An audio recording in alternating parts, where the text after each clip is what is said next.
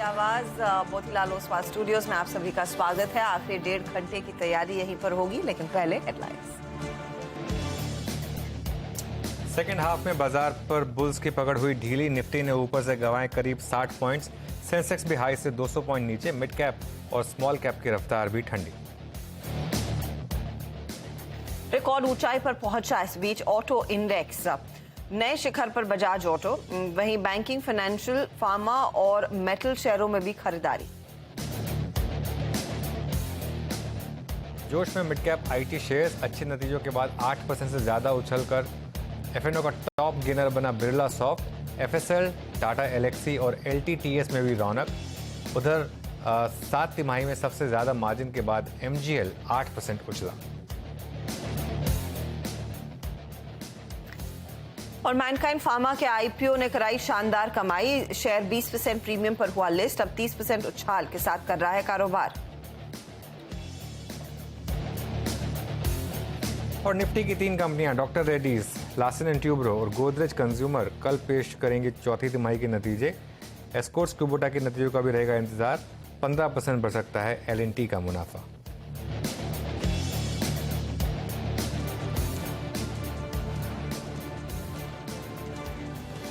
चलिए, गोदरेज कंज्यूमर अभी निफ्टी की कंपनी नहीं है, शायद आगे जाके बन जाए, लेकिन हाँ इम्पोर्टेंट नंबर्स पे दुनिया कायम है। हाँ, उम्मीद पे दुनिया कायम है। एक टाइम पे था एक्चुअली कि एक्सपेक्टेशन की शायद गोदरेज कंज्यूमर, हेवेल्स, ये सब इंडेक्स कंपनियां बनेंगी। पीआई इंडस्ट्रीज वगैरह, पिडिलाइट होगा आगे जाकर ये। कुछ शायद आईटी कंपनियां हटें, कुछ फार्मा कंपनियां हटें और ये कंपनियां आगे बनेंगी इंडेक्स की कंपनियां। अब जब बोला है तो होगा हर्षता, ये मतलब मैं मानता हूँ कि अगर मुँह से निकला है तो वो सच होगा। हाँ। खैर, लेकिन मार्केट की बात कर लेते हैं इस समय। और आखिरी 1.5 घंटा बाकी और निफ्टी अब रेड में, करीब 2 पॉइंट नीचे। बैंक निफ्टी करीब 8 पॉइंट नीचे। जैसा हमने हेडलाइन में मेंशन किया, क्लियरली थोड़ी सी प्रॉफिट टेकिंग हायर लेवल पर, fear of Heights. First half बहुत शानदार, मार्केट ने एक अच्छा मोमेंटम बनाया। 12 साढ़े 12 बजे के बाद धीरे धीरे प्रॉफिट टेकिंग हावी हुई और 3-4 स्टॉक्स ने लीड किया उसको। आईटीसी, एसबीआई और बजाज फाइनेंस, इन 3 स्टॉक्स ने खासतौर से अच्छा खासा प्रेशर डाला मार्केट के ऊपर। और एक जो नॉर्मली ट्यूसडे को होता है, फाइनेंशियल निफ्टी की एक्सपायरी की वजह से बैंक निफ्टी पर थोड़ा सा इम्पैक्ट आता है, और वहाँ पर भी आप क्लियरली इम्पैक्ट देख रहे हैं। और उसके अलावा मिड कैप और स्मॉल कैप, यहाँ पर भी थोड़ी सी जो तेज़ी चल रही थी वो कम हुई है। मैंने एडवांस डिक्लाइन अब डिक्लाइंस के फेवर में आ गया, लेकिन कोई कंप्लेन होनी नहीं चाहिए मेरे ख्याल से, क्योंकि एक स्ट्रॉन्ग सेशन के बाद थोड़ी सी कंसोलिडेशन, कोई बुराई नहीं है आज तक। ठीक वही हो रहा है जो अमेरिकी मार्केट्स में भी हुआ। बीता सत्र अच्छी तेजी का था, फिर कल उन्होंने एक ब्रीदर लिया और आज हम एक ब्रीदर लेते हुए दिखाई दे रहे हैं।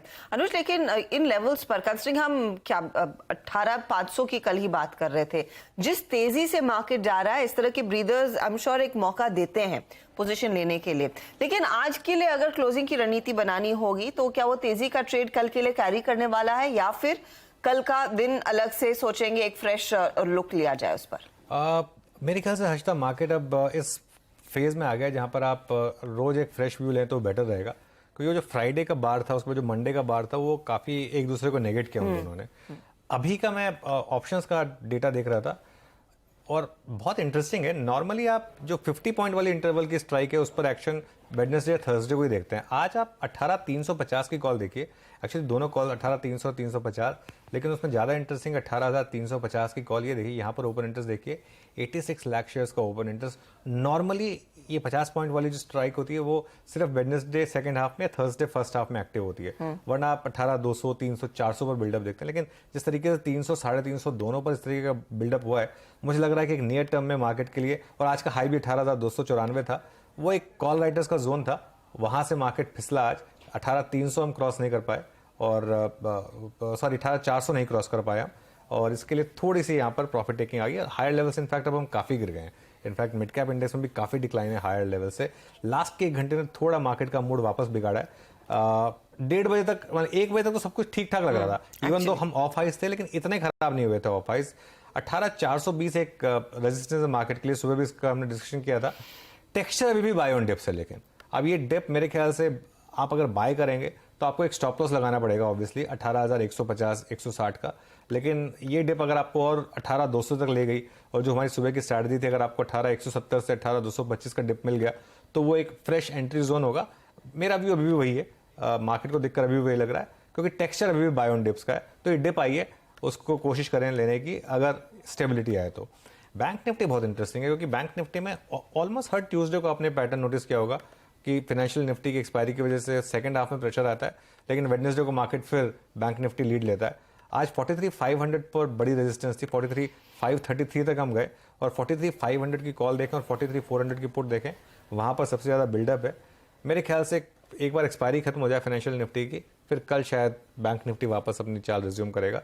लेकिन हाँ, पिछले आधे घंटे में थोड़ा मूड जरूर खराब हुआ है क्योंकि मिड कैप की गिरने से निफ्टी बैंक निफ्टी मुझे इतना फर्क नहीं पड़ता, लेकिन मिड कैप जिस तरीके से गिरा है ना पिछले आधे घंटे में, उससे थोड़ी सी नर्वसनेस जरूर आई होगी। जी हाँ, वहां पर हम देख रहे हैं करीब करीब 36 अंकों तक की गिरावट देखने को मिली। लगभग 300 पॉइंट ऊपरी लेवल से मिड कैप इंडेक्स अब नीचे आ चुका है। इस बीच विदेशी बाजारों के संकेत भी वैसे कुछ आउटस्टैंडिंग नहीं है। डाउ फ्यूचर्स करीब 85 पॉइंट नीचे ट्रेड करता हुआ दिखाई दे रहा है। नैस्डैक फ्यूचर्स पर भी मेरी अभी नजर गई तो वो भी 40 पॉइंट नीचे है। तो कुछ मुनाफा वसूली और वहां पर इन्फ्लेशन डेटा का इंतजार रहेगा। ऑफ कोर्स वो एक बड़ा क्यों अमेरिकी मार्केट से आएगा। लेकिन वीरू, आफ्टरनून बताइए स्टॉक स्पेसिफिकली स्थिति क्या पड़ रहा है? गुड आफ्टरनून अनुज, गुड आफ्टरनून। देखिए, आज बाजार में earning specific, event specific longs तो थे, लेकिन उसके सिवा कुछ शॉर्ट्स एग्रेसिव स्पेस में विजिबल थे। फॉर इंस्टेंस बैंकिंग में आज SBI फर्स्ट टिक से, चाहे वो PNB हो, कैनरा बैंक हो, कैनरा बैंक कल भी अगर आप देखें प्रेशर में था, और बैंक ऑफ बड़ौदा। आज PSU बैंक्स में फर्स्ट इंस्टेंस से शॉर्टिंग विजिबल थी। बैंक निफ्टी में वो 43,500 का जोन नहीं बाइसेक्ट हुआ, और सुबह सुबह अगर आप देखें इन स्टॉक्स फ्यूचर्स में शॉर्टिंग शुरू हुई। State bank of India 3.5%, PNB 6.4%, Canara bank 16%। Canara bank में कल से काफी शॉर्टिंग है हर्षदा, और BOB स्पेशली आप PSU बैंक्स को देखिए तो वहां पे शॉर्टिंग काफी ज्यादा विजिबल है। तो बैंक्स थोड़ा प्रेशर में थे। उसके बाद लॉन्ग्स थे, no doubt about that, longs थे, लेकिन ऑयल गैस स्पेस में अर्निंग्स के इंपैक्ट के चलते अगर आप देखें जो गैस स्पेस था वो काफी वाइब्रेंट था। MGL में 67% OI buildup, IGL, Gujarat gas, Petronet यहाँ पे करीब 14.1-2% का ओआई बिल्डअप हुआ, अच्छा मूव था। SRF में काफी स्ट्रॉन्ग बाइंग थी, और ABFRL में, पेज इंडस्ट्रीज में, ट्रेंट में, केमिकल स्पेस में अगर आप देखें काफी स्ट्रॉन्ग मूव था। माफ कीजिए, ट्रेंट यहाँ पे इंक्लूड नहीं कर रहा हूँ। और एक फार्मा में एल्केम, ल्यूपिन और रेडिस, ये 3 स्टॉक्स थे जहां बिल्डअप था। लेकिन अगर आप एग्रेसिव या फिर बाजार की दिशा और दशा तय करने में जो स्पेस ज्यादा मैटर करते हैं लाइक बैंकिंग, वहां पे आज नो डाउट फर्स्ट टिक से हर्षदा शॉर्ट्स विजिबल थे, एंड स्पेशली PSU बैंक्स आज शॉर्ट विटनेस कर रहे थे हर्षदा। पोजीशंस देखने को मिल रही है, लेकिन इस समय मार्केट का ओवरऑल ट्रेंड अगर आपकी स्क्रीन पर कुछ स्टॉक्स के जरिए रखने की कोशिश करें तो वो आपको दिखाई देगा। गेनर्स कुछ आपकी पहले स्क्रीन पर लेकर आएंगे। देखिए, आज इंडसइंड बैंक में तेजी बनती हुई, डीवीज लैब तेजी की तरफ है। मनप्पुरम फाइनेंस के लिए हम मुथूट की बात कर रहे थे, और मनप्पुरम की भी, मनप्पुरम में एक फॉलो अप आ रहा है पिछले हफ्ते की मुनाफा वसूली के बाद, और टाटा मोटर्स हल्का सा ऊपर ट्रेड करता हुआ दिखाई दे रहा है। दूसरी तरफ कुछ और स्टॉक्स आपकी स्क्रीन पर लेकर आएंगे जहां पर एक मोमेंटम नीचे की तरफ है। तो UPL नंबर्स के बाद कल से करेक्ट करना शुरू हुआ, 2.5% नीचे। ITC एक बैकफुट पर, डेल्टा कॉप, AB कैपिटल जैसे ट्रेड्स है जहां पर हमने देखा है कुछ मुनाफा वसूली के अंश देखने को मिले हैं। लेकिन एक अगर पॉकेट जिसके बारे में एक्चुअली बड़ी चर्चा होनी चाहिए वो मिड कैप IT है, क्योंकि यहाँ पर हमने देखा है बिरला सॉफ्ट के नंबर्स के बाद धमाकेदार तेजी, और निफ्टी IT आपके सामने यही वो इंडेक्स है जहां पर सबसे ज्यादा आउट परफॉर्मेंस देखने को मिली है। तो क्या ट्रेड लिया जाए इस स्पेस में और बाकी मार्केट को कैसे अप्रोच करना है, हमारे पैनल को जोड़ लेते हैं। फंडामेंटल्स पर हम बात करेंगे विलियम ओनील के मयूरेश जोशी से। टेक्निकल कॉल्स के लिए हमारे साथ है प्रकाश काबा, मानस जायसवाल, स्वाति होतकर और श्रीकांत चौहान। 2:30 पर नेक्सिस रीट के IPO पर हम बात करने वाले हैं। कंपनी के ED और CEO दिलीप सहगल हमारे साथ जुड़ेंगे। फिर 2:40 पर हर रोज की तरह 4 का चौका होगा। सस्ता ऑप्शन लेंगे मानस जायसवाल से। अमित सेठ आप बताएंगे FNO का सुपरस्टार। स्वाति देंगी चार्ट का चमत्कार। मिड कैप फंडा के लिए मयूरेश है ही। 2:45 पर कल आने वाले नतीजे, L&T, doctor Reddy's, Godrej consumer, Escorts, क्या अपेक्षा कर रहा है मार्केट, उस पर एक नजर होगी। फिर ऑफ कोर्स कंप्लीट सर्कल के मैनेजिंग पार्टनर और CIO गुरमीत चड्डा भी कार्यक्रम में जुड़ेंगे मार्केट बिग बॉयज के तौर पर। और BTST trades, dealing room check और मार्केट की क्लोजिंग, ये सब आपके लिए होगा पेश अगले 1.5 घंटे में। बिल्कुल, तो चलिए काम करते हैं, अपने पैनल को जोड़ना शुरू करते हैं, क्योंकि मार्केट इस समय एट डेज लो, और निफ्टी अब 18,250 के नीचे, बैंक निफ्टी 43,250 पर। आप सबको गुड आफ्टरनून। गाबा सर, बताइए इस समय क्या ट्रेड लेंगे आप, क्योंकि ऊपरी लेवल से काफी फिसल गए हम मार्केट्स में। बिल्कुल, गुड आफ्टरनून टू यू।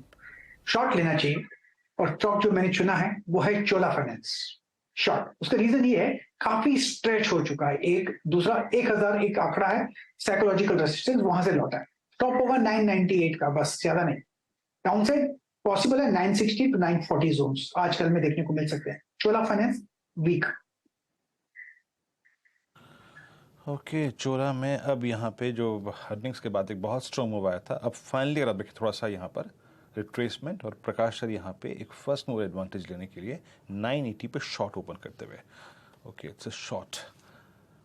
मानस, आपका ट्रेड क्या होगा?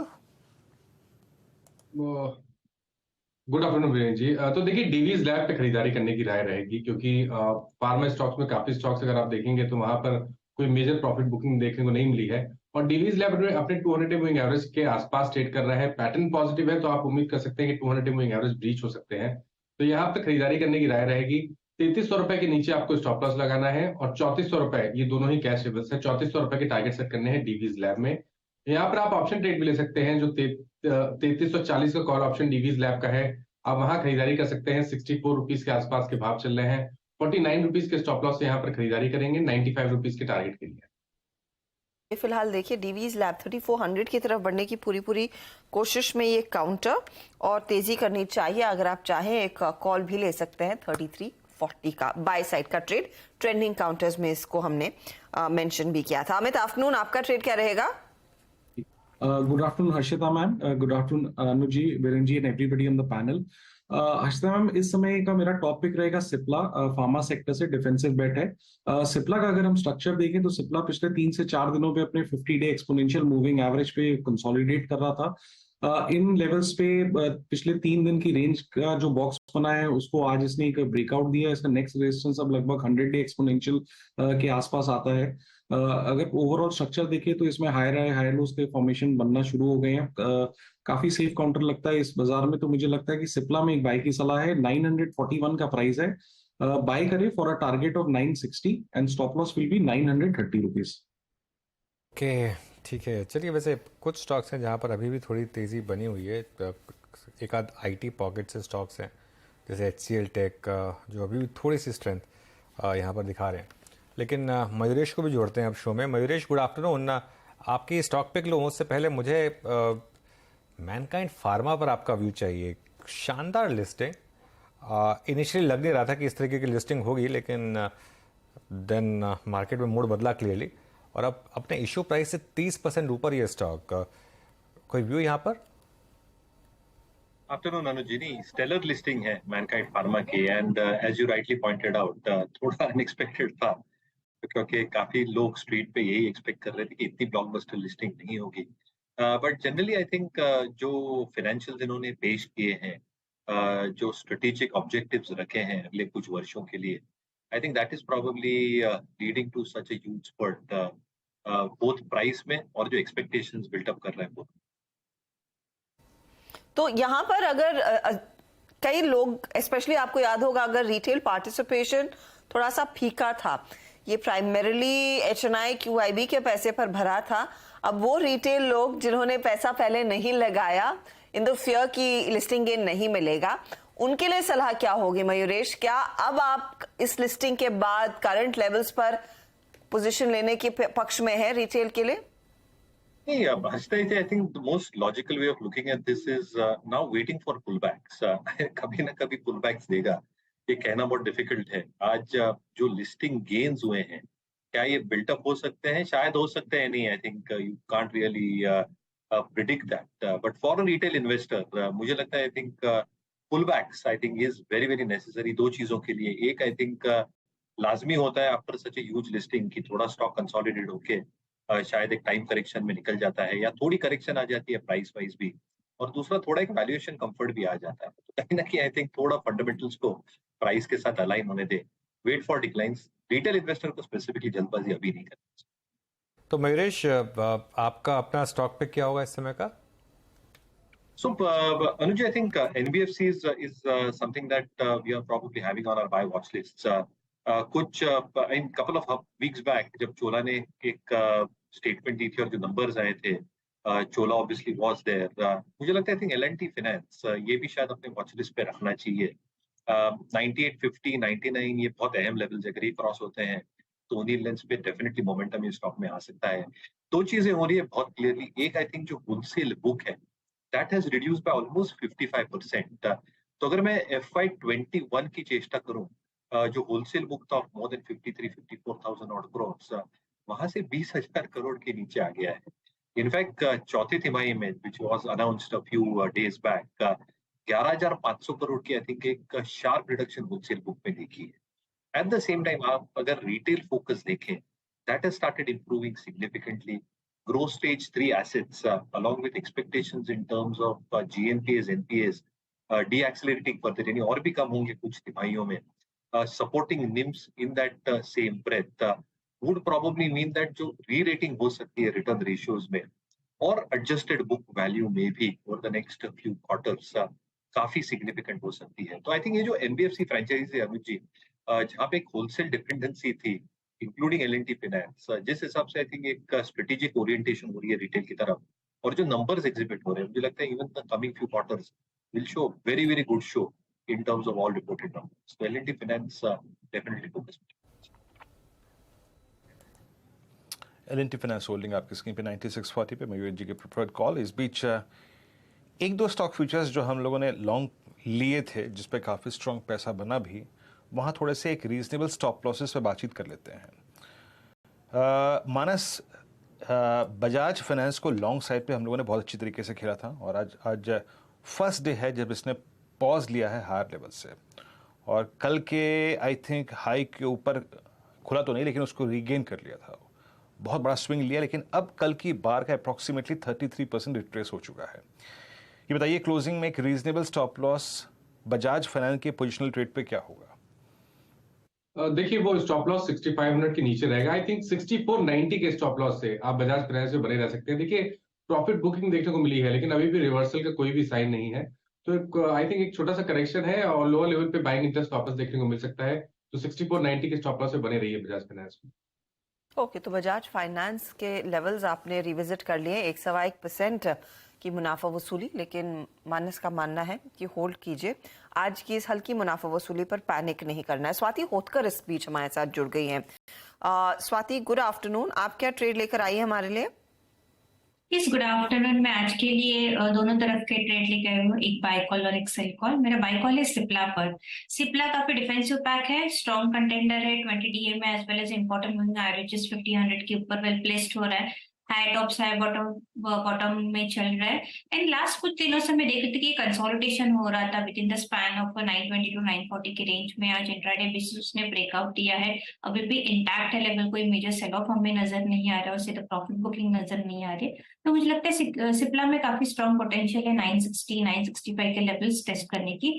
करंटली 940 के आसपास चल रहा है, आप बाय कीजिएगा करंट मार्केट प्राइस पे। 929 का स्टॉप लॉस प्लेस कीजिएगा फॉर इमीडिएट टारगेट ऑफ 960। मेरा सेकेंड कॉल सेल पर है जो कि है UBL पे, यूनाइटेड ब्रूवरीज लिमिटेड। ये स्टॉक हर्षदा जी मैं लास्ट 3-4 दिन से देख रहे हैं कि इवन तो market watch showing pull back rally, ये स्टॉक को काफी दिक्कत हो रही थी कि 50 DMA क्रॉस करने की। जब भी 50 DMA के आसपास जा रहा था तो हमें प्रॉफिट बुकिंग नजर आ रही थी, होल्ड नहीं कर पा रहे थे सपोर्ट लेवल। एंड लास्ट 2-3 दिन से अगर मैं डेटा देखूँ तो लोअर टॉप्स लो बॉटम फॉर्मेशंस में भी चल रहा है। तो मुझे लगता है ये इसमें सेलिंग प्रेशर है एंड ये बरकरार हो सकती है 1350 1340 के लेवल्स तक। तो करंट लेवल पे आप UBL शॉर्ट कीजिएगा, 1400 का स्टॉप लॉस रखिएगा for immediate target of 1350 to 1340 levels on the down side. 1350 to 1340। In fact ये नंबर्स के बाद फिसलता हुआ काउंटर दिखाई दिया है वीकर साइड पर। आज फिर 1340 के लिए शॉर्ट किया जाए। अच्छा, एक पॉकेट है जहां पर लेकिन आज ऊपरी लेवल से भले ही मार्केट नीचे आया हो, यहाँ पर स्ट्रेंथ बरकरार है। हमने निफ्टी IT की एक झलक देखी थी, वो आपकी स्क्रीन पर फिर लेकर आते हैं इंडेक्स और फिर सामने पेश करते हैं कुछ मिड कैप IT स्टॉक्स जहां पर सबसे ज्यादा तेजी बनती दिखाई दी है। तो निफ्टी IT इनफैक्ट लास्ट जब हमने देखा था 74 पॉइंट ऊपर था, अब 100 पॉइंट के गेन्स यहां पर देखने को मिले हैं। हालांकि इससे बेहतर लेवल इसने आज सुबह में दिखाया जरूर है। बिरला सॉफ्ट देखिए, आज का स्टार परफॉर्मर 7% ऊपर। इनफैक्ट मैनेजमेंट कमेंट्री में ऐसा कोई नेगेटिव नहीं था। जिससे स्टॉक नीचे आए और जैसे जैसे दिन चढ़ा है यहाँ पर और भी तेजी आई है। और एक और स्टॉक दरअसल जो हम कैश मार्केट में देखते हैं वो है फर्स्ट सोर्स। वो इनफैक्ट 52 हफ्तों के हाईस पर ट्रेड करता हुआ दिखाई दिया। अच्छा, बिरला सॉफ्ट के केस में कंपनी के मैनेजमेंट ने साफ कहा कि देखिए अगली कुछ तिमाहियां जो इन्वा केयर वाला एपिसोड था उसका एक ओवरहैंग रहेगा, लेकिन उनको भरोसा है कि मार्जिन्स 15 to 16 के रेंज में आते हुए दिखाई देंगे FY24 में। दूसरी तरफ फर्स्ट सोर्स जिसके हमने नंबर्स पहले फैक्टर इन कर लिए हैं और वहां पर ज्यादा कॉन्फिडेंस देखने को मिला था कंपनी की तरफ से, जहां पर उन्होंने गाइड किया था कि 11 से 12% तक के मार्जिन्स रहेंगे। ओवरऑल कांस्टेंट करेंसी ग्रोथ 2 से 5% रहने का भी आसार है। ये मिड कैप आईटी पर जो आज तेजी का खुमार छाया हुआ है, आपकी क्या सलाह होगी मयूरेश? नंबर्स मेरे ख्याल में लगभग सभी के आ चुके हैं। फर्स्ट सोर्स, बिरला सॉफ्ट, फिर कल जो हैप्पीएस्ट माइंड की तरफ से परफॉर्मेंस देखने को मिला। हम ये पिछले हफ्ते भी चर्चा कर रहे थे कि दिग्गजों की तुलना में ज्यादा कंफर्ट लोगों ने ढूंढा मिड कैप आईटी में, लेकिन इन नंबर्स के बाद अब अगर आपने कुछ नया खरीदना हो, किस तरफ जाएंगे? You are absolutely right and I think numbers justify कर रहे हैं मिड कैप आईटी की मूव, क्योंकि मिड कैप के अगेंस्ट लार्ज कैप अगर आप स्टैकअप करते हैं तो majority of mid cap IT companies ने स्टेलर नंबर्स दिए हैं।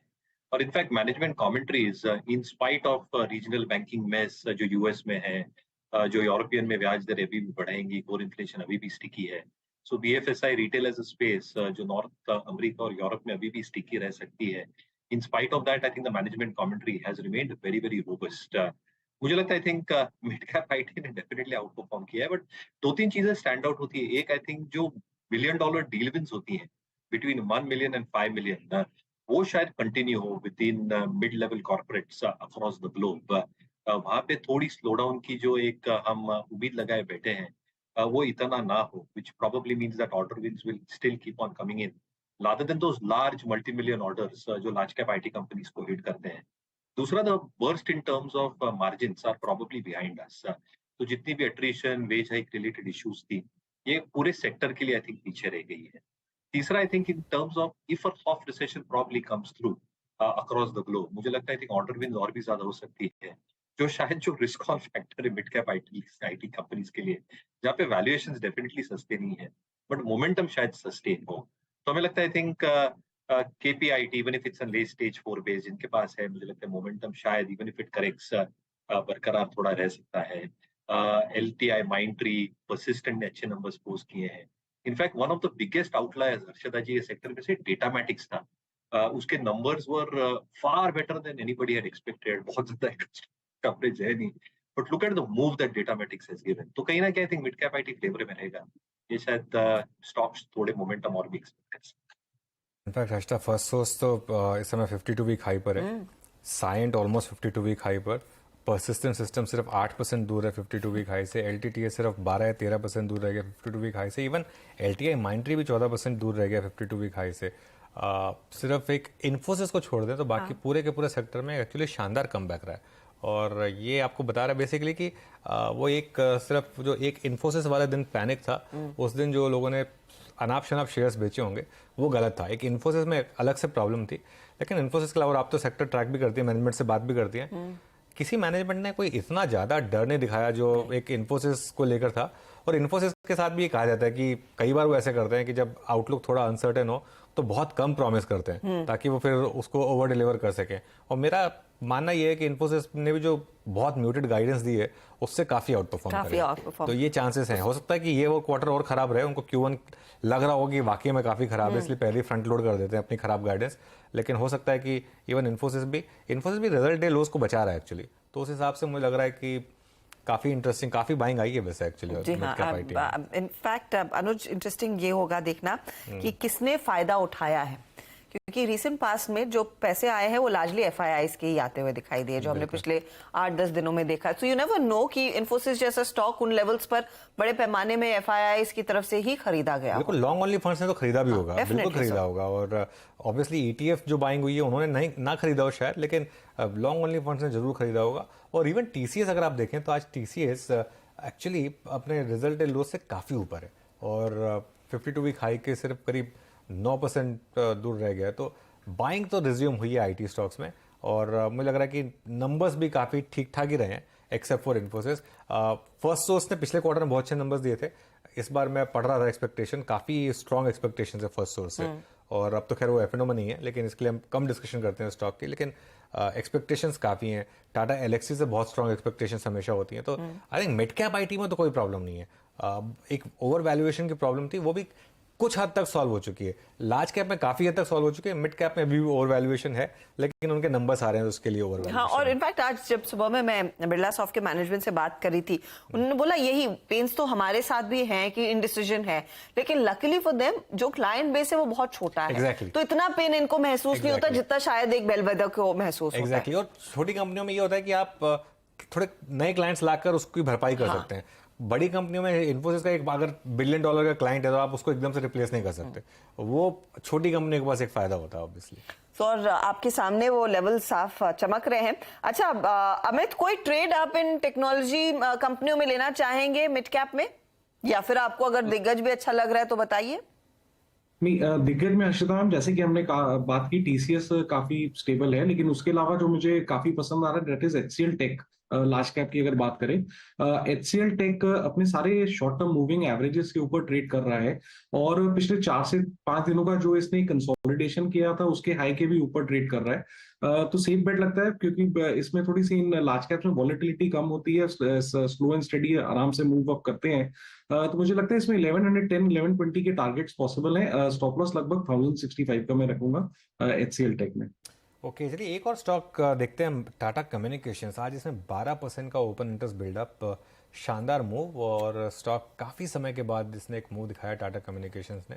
1294, आपको याद होगा ये पिछले महीने इसके नंबर्स आए थे, उसके बाद इस स्टॉक ने अपना लो नहीं तोड़ा। इनफैक्ट तब 1150 1160 तक के लोस थे, वहाँ से इसने एक मूव दिखाया खराब नंबर्स के बाद, क्योंकि ये स्टॉक ऑलरेडी काफ़ी पिट चुका था इसके लिए। अब ये स्टॉक देखिए आप, इतनी बड़ी रैली के बाद भी month to date flatten out हुआ है। मानस, कोई व्यू टाटा कम्युनिकेशंस को लेकर? शानदार मोमेंटम है यहाँ पर पिछले कुछ दिनों में। बिल्कुल, देखिए जो 5-6 दिनों में करेक्शन देखने को मिला था अनुज जी, उसमें भी स्टॉक ने 200 डे मूविंग एवरेज ब्रीच नहीं किया, और एग्जैक्टली 200 डे मूविंग एवरेज पे सपोर्ट लिया, वहां से वी शेप रिकवरी और एक फ्रेश ब्रेकआउट 1280 के ऊपर देखने को मिला है। आई थिंक अभी भी पोटेंशियल है, 1340 से 1360 की रेंज आप टाटा कम्युनिकेशन में देख सकते हैं, तो खरीदारी करने के मौके अभी भी लगते हैं। मेरा समझना है कि एक छोटा सा गिरावट देखने को मिले 1285 से 1280, एक बढ़िया रेंज है जहां आप खरीदारी कर सकते हैं। 1254 1254 का स्टॉप लॉस लगाइए और कम से कम 1340 के टारगेट सेट करिए।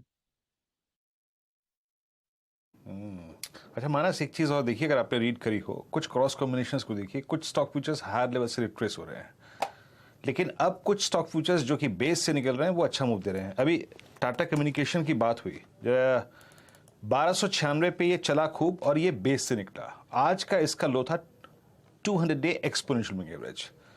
एक बार आप एम&एम को देखिएगा, सुबह भी मैंने बात का उल्लेख किया था कि आज शायद ये पार कर जाए अपना 100 डे, और इसने कर भी लिया। अब करीब करीब 1245। मानस, बड़ा क्लियर कट सा ब्रेकआउट, कल भी शायद मैंने इस कार्यक्रम में बात की थी इसकी कि 100 डे क्या पार हो जाएगा।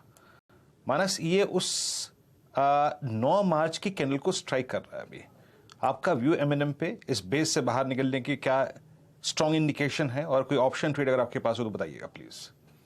तो देखिए, अगर आज मार्केट में प्रॉफिट बुकिंग देखने को नहीं मिलती तो आई थिंक एम&एम के भाव 1245 तो नहीं होते, कम से कम 1260 के आसपास होते, क्योंकि क्लियर कट ब्रेकआउट देखने को मिला है। स्टॉक ने 200 डे मूविंग एवरेज पे सपोर्ट लिया, 100 डे मूविंग एवरेज के ऊपर निकला है। तो अब क्योंकि मार्केट में थोड़ा सा प्रॉफिट बुकिंग का दौर है, तो एक ऑप्शन ट्रेड लेना बेहतर रहेगा। तो एम&एम का 1250 वाला कॉल ऑप्शन ले सकते हैं, 21 रुपए के आसपास ट्रेड हो रहा है, वहां पर आप 13 रुपए के स्टॉप लॉस से खरीदारी कर सकते हैं। ऊपर की तरफ 40 रुपए तक की टारगेट इस ऑप्शन में आपको देखने को मिल सकता है। ओके, अच्छा एक बार एक स्टॉक देख लेते हैं, इंडिया बुल्स रियल एस्टेट। अब इस समय 17% नीचे, और आज एक्सपेक्टेशन थी कि वो जो मर्जर था वो एम्बेसी वाला वो अप्रूव हो जाएगा आज तक, वो उसमें डिले आ गया, और वो NCLT जो चंडीगढ़ बेंच है उसने विदहोल्ड किया उसको। इसके लिए शेयर में आज अच्छी गिरावट 17%, और इसका कोई लेना देना नहीं है वैसे इससे, लेकिन इंडिया बुल्स हाउसिंग में एक सेंटिमेंटल इम्पैक्ट हमेशा आता है इसकी वजह से। अगेन मैं बोल रहा हूँ, कोई इसका एब्सोल्युटली डिफरेंट कंपनियां हैं, लेकिन वो स्टॉक भी इस समय डे लो पर आया, उसकी वजह से एक थोड़ा सा इम्पैक्ट आया वहाँ पर। जी हाँ, तो वो थोड़ा सा ओवरहैंग उस स्टॉक में आता हुआ, और कल इसमें काफी तगड़ी तेजी बनती दिखाई दी थी, इस उम्मीद में कि यहाँ पर वो क्लियरेंस जल्द मिलता हुआ दिखाई देगा। अच्छा, इस बीच एमजीएल आईजीएल ये दो ट्रेड्स और साथ ही गुजरात गैस फटाफट से स्क्रीन पर रखिएगा। एमजीएल के हमने नतीजे देखे, नतीजे अच्छे, वॉल्यूम्स पर थोड़ा सा प्रेशर था और स्टॉक 7% भागा। आईजीएल के नंबर्स आने वाले हैं और कल गुजरात गैस अपने नतीजे पेश करेगा, उससे पहले मार्केट प्रीएम्प्ट करने की कोशिश कर रहा है कि और स्टॉक में पोजीशंस आ गई हैं।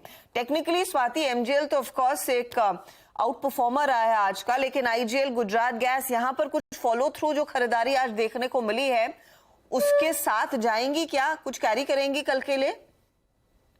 यस, एमजीएल जिस हिसाब से मोमेंटम आज रैली हम लोग ने देखी है, गैप अप ओपनिंग होने के बाद काफी स्ट्रॉन्ग रैली है, क्योंकि 52 वीक हाई न्यू कोट किया है।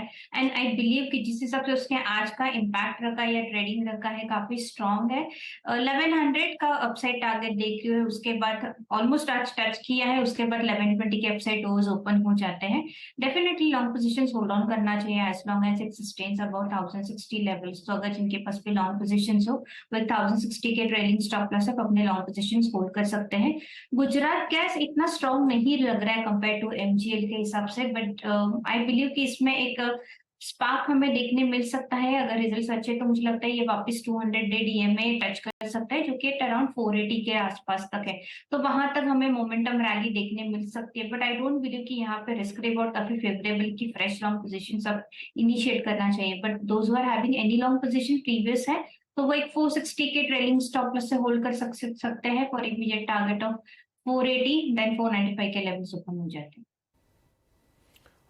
चलिए अब एक काम करते हैं, Nexus Select Trust REIT IPO आज से सब्सक्रिप्शन के लिए खुल गया है। इसमें 11 मई तक आप पैसा लगा सकेंगे। ये रिटेल पर फोकस करने वाला पहला रीट है और इस आईपीओ के जरिए जुटाए फंड का क्या इस्तेमाल होगा, इस पर बातचीत करने के लिए हमारे साथ कंपनी के ईडी और सीईओ दलीप सहगल जुड़ गए हैं।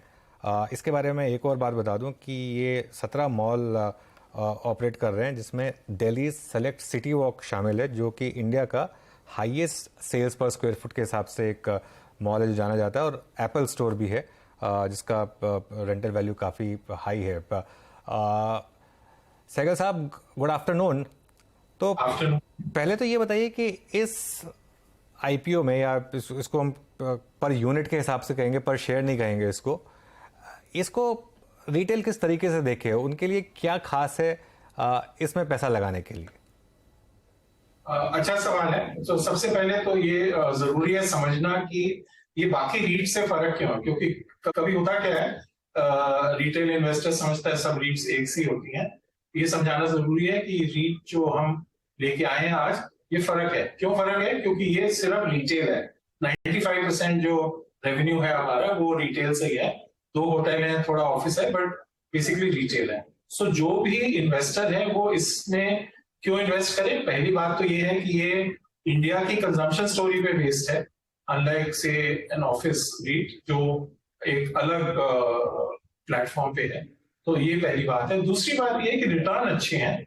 8.25% प्री टैक्स डिस्ट्रीब्यूशन यील्ड है, 8.25, और पोस्ट टैक्स इसमें 65% टैक्स फ्री है। पोस्ट टैक्स करीब 7.1% यील्ड है, डिस्ट्रीब्यूशन यील्ड। इसका मतलब क्या है कि 10 साल का जो जीसेक होता है उससे 100 बेसिस पॉइंट ज्यादा है, और जो आज ऑफिस रीट्स चल रही है उससे 70-80 हो सकता है 100 बेसिस पॉइंट भी ज्यादा हो in terms of yield. So sir ये बहुत जरूरी बात है। सो एक तो ग्रोथ स्टोरी है, क्योंकि ये कंजम्पशन स्टोरी है। हमारे पास 3000 स्टोर हैं, 1000 ब्रांड्स हैं, जैसे आपने कहा 17 मॉल में। तो ये कंजम्पशन स्टोरी, ग्रोथ स्टोरी समझ गया मैं, सहगल साहब समझ गया मैं आपकी बात। लेकिन क्योंकि ये शो हमारा एकदम रिटेल दर्शकों तक पहुंच रहा है, और मैं खुद थोड़ा सा इस चीज को लेकर कंफ्यूज हूँ। 65% की आपने बात की कि नॉन टैक्सेबल है, इसमें 55% डिविडेंड इनकम है जो कि आप हर क्वार्टर देंगे, और 10% रिटर्न ऑन कैपिटल है। ये अभी के टाइम फ्रेम में लेकिन टैक्स फ्री है। आगे भी इसके टैक्स फ्री रहने के ही चांसेस हैं, या फिर वहां पर कुछ पॉलिसी चेंजेस आ सकते हैं? मेरे हिसाब से देखिए, डिविडेंड तो सबके लिए टैक्स फ्री है, चाहे शेयर हो चाहे रीट हो। तो वो 55% तो कहीं गया नहीं। शेयर तो आजकल अब टैक्स लगने लगा है ना शेयर पे तो अब डिविडेंड जो है अब वो टैक्स होता है अब। तो मैं कह रहा हूँ रीट में जो 55% जो डिविडेंड है वो टैक्स फ्री है। दूसरा उसमें इंटरेस्ट है, करीब समझिए 35% इंटरेस्ट है। Interest is taxable in your hand, जैसे कि नॉर्मल जो भी आपका मार्जिनल टैक्स रेट है। बाकी 10% जो है जिसको हम रिटर्न ऑफ कैपिटल कहते हैं, वो जो है वो आज की तारीख में इमीडिएटली कोई टैक्स इंप्लीकेशन नहीं है जब आप बेचेंगे। सिमिलरली जैसे आप शेयर भी खरीदते हैं और बेचते हैं, उसमें क्या होता है कि जिस प्राइस पे आपने बेचा माइनस जो प्राइस आपने खरीदा, उस पे लॉन्ग टर्म या शॉर्ट टर्म कैपिटल गेन होता है। एग्जैक्टली वही ट्रीटमेंट यहाँ पे।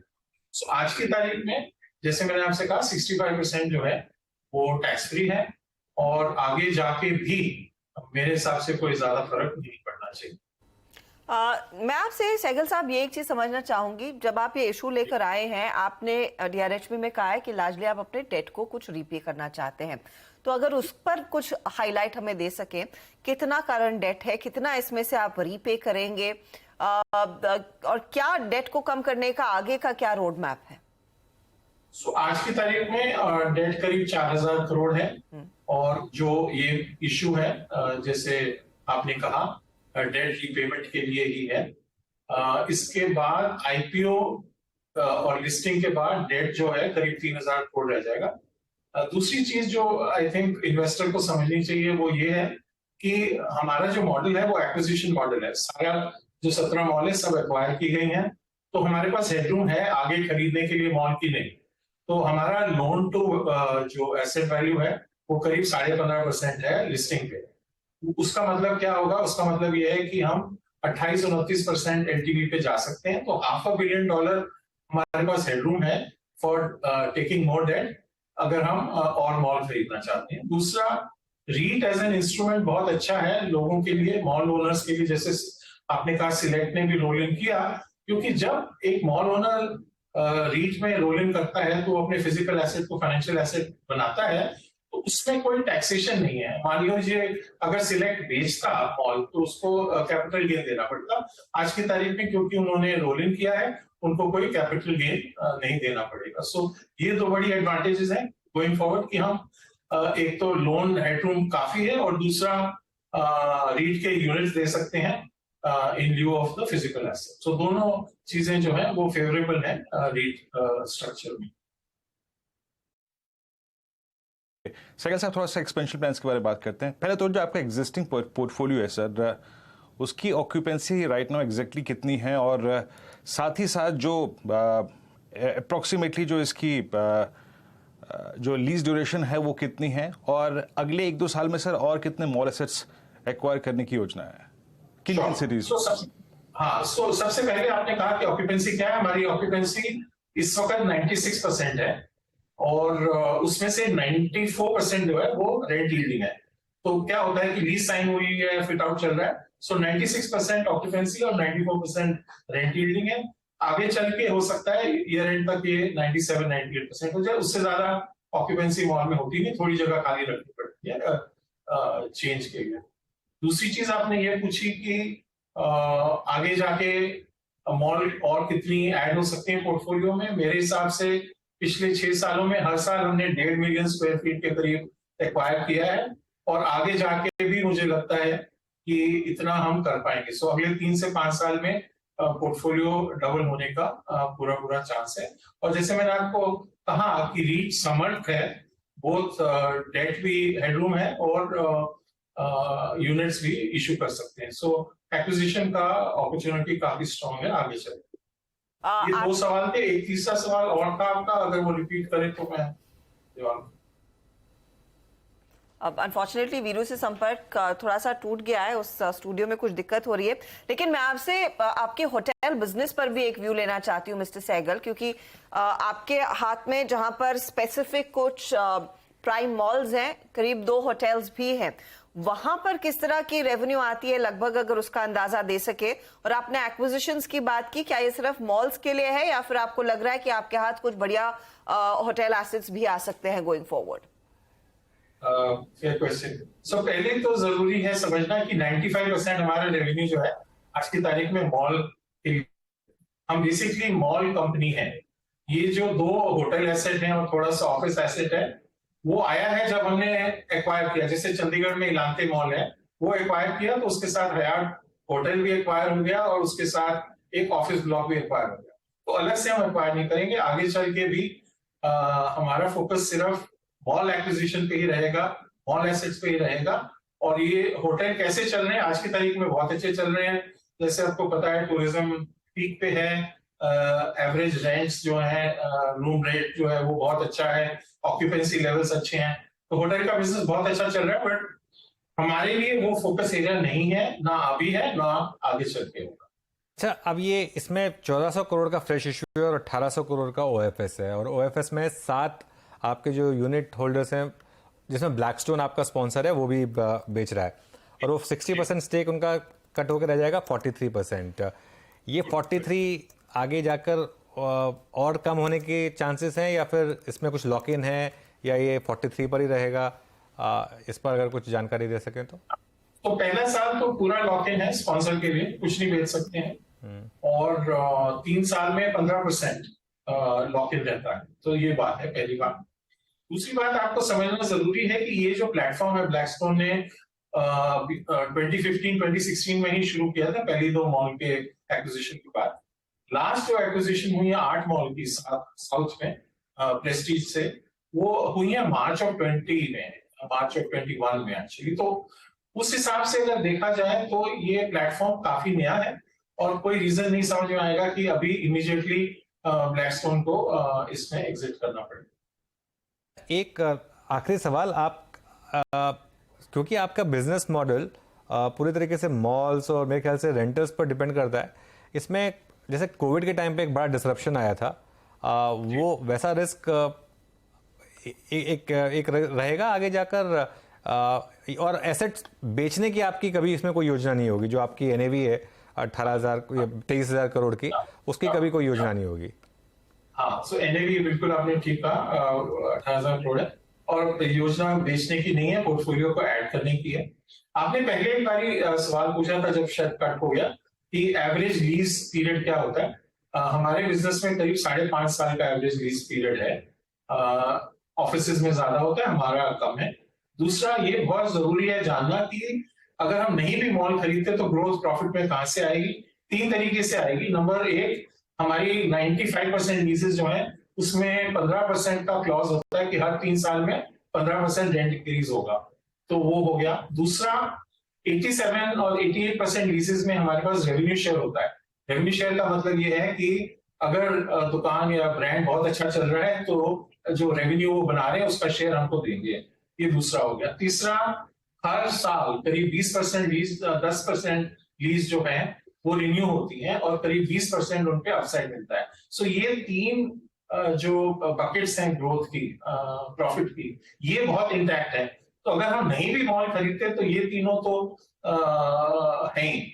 और अगर आप डॉक्यूमेंट देखें, फाइनल डॉक्यूमेंट जो है जो हमने फाइल किया है, उसमें हमने FY24 और FY26 के बीच में 17% एनओआई ग्रोथ दिखाया है। NOI basically net operating income या प्रॉफिट का जो इक्विवेलेंट है, वो 17% ग्रोथ हमने प्रोजेक्ट किया है। सो तीनों जो है सोर्सेज ऑफ ग्रोथ वो इंटैक्ट है। ओके, सहगल साहब, शुक्रिया जुड़ने के लिए हमारे साथ और एक्सप्लेन करने के लिए, और ऑल द बेस्ट आपको इस thank you so much, thank you for having me, thank you, all the best, thank you.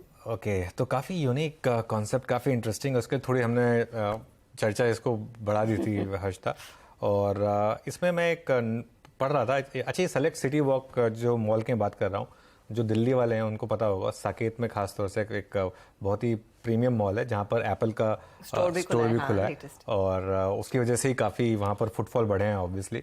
और ये एक काफ़ी इंटरेस्टिंग चीज़ है। अगर जिस तरीके का रेंटल से जनरेट कर रहे हैं और जिस तरीके से ये डिस्ट्रीब्यूट होता रहा है, अगर वो चलता रहा, उस पर अगर एक रिस्क फैक्टर नहीं आएगा, तो एक इफेक्टिव यील्ड जो है वो करीब 8% की है। और अगर आप, क्योंकि इसमें टैक्स बेनिफिट है, अगर उसको आप जोड़ लें तो ये एफडी के मुकाबले एक आपको बेटर रिटर्न दे रहा है।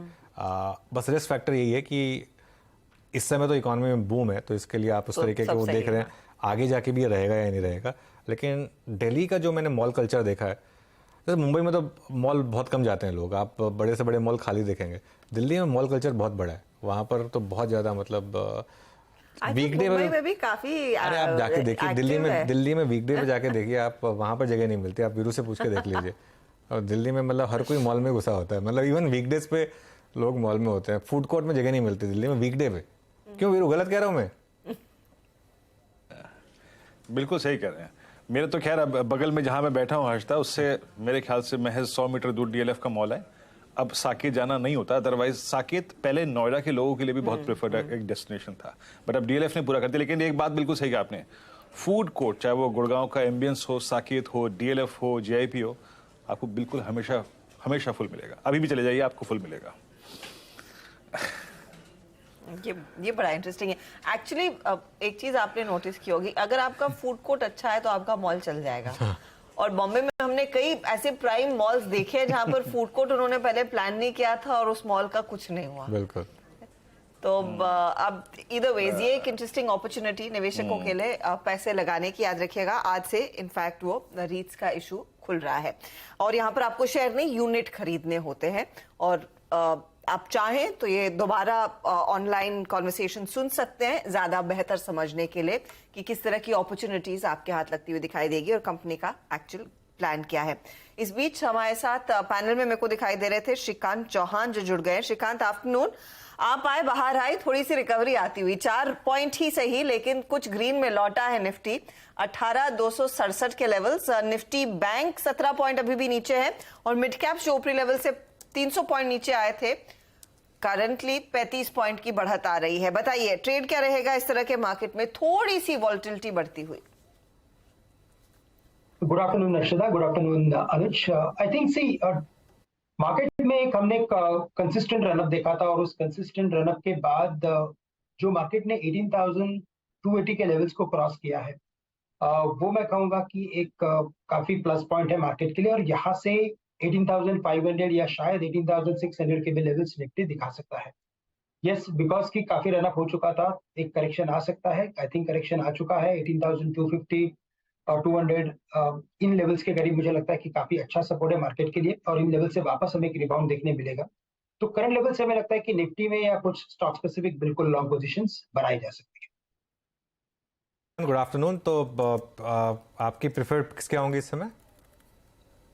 यस, देखिए अगर यहाँ पे प्रीफर्ड पीक में अगर किसी एक स्टॉक को मुझे चुनना है तो मुझे लगता है कि यहाँ पे एक्सिस बैंक का जो फॉर्मेशन है वो काफी इंटरेस्टिंग है। आज अगर आप देखें तो पूरे बैंक सेक्टर में या तो बाकी के जितने भी दिग्गज स्टॉक्स हैं उन सभी में थोड़ा एक प्रॉफिट टेकिंग हमने देखा है, लेकिन ये स्टॉक अपने डेज हाई के करीब ट्रेड कर रहा है और कल के जो फॉर्मेशंस थे उसके बेसिस पे ये कंटिन्यूएशन फॉर्मेशन है। मुझे लगता है कि ये स्टॉक वापस एक बार 900-905 के लेवल्स दिखा सकता है। करंट लेवल से इसमें लॉन्ग पोजीशंस बनाई जा सकती है। अगर हम एफएनओ के स्ट्रक्चर को देखें तो वहां पे भी हमें लगता है कि इसमें शॉर्ट कवरिंग हो रही है, प्राइस ऊपर जाते जा रही है, ओपन इंटरेस्ट कम हो रहा है, तो करंट लेवल से बिल्कुल इसमें लॉन्ग पोजीशंस बनाए, स्टॉप लॉस रखे एट 875। ओके, एक्सिस बैंक में बाय करना आपको शानदार मूव है। एक्सिस में पिछले 3-4 दिन में एक बस था इसमें कि शायद एक वो ब्लॉक होगा, वो नहीं हुआ, फिर उसके बाद एक शॉर्ट कवरिंग यहाँ पर और अच्छा मूव इस स्टॉक में। चलिए एक काम करते हैं, आपको बताते हैं हमारी 4 ट्रेड्स 4 का चौका में क्या क्या आने वाला है आपके लिए।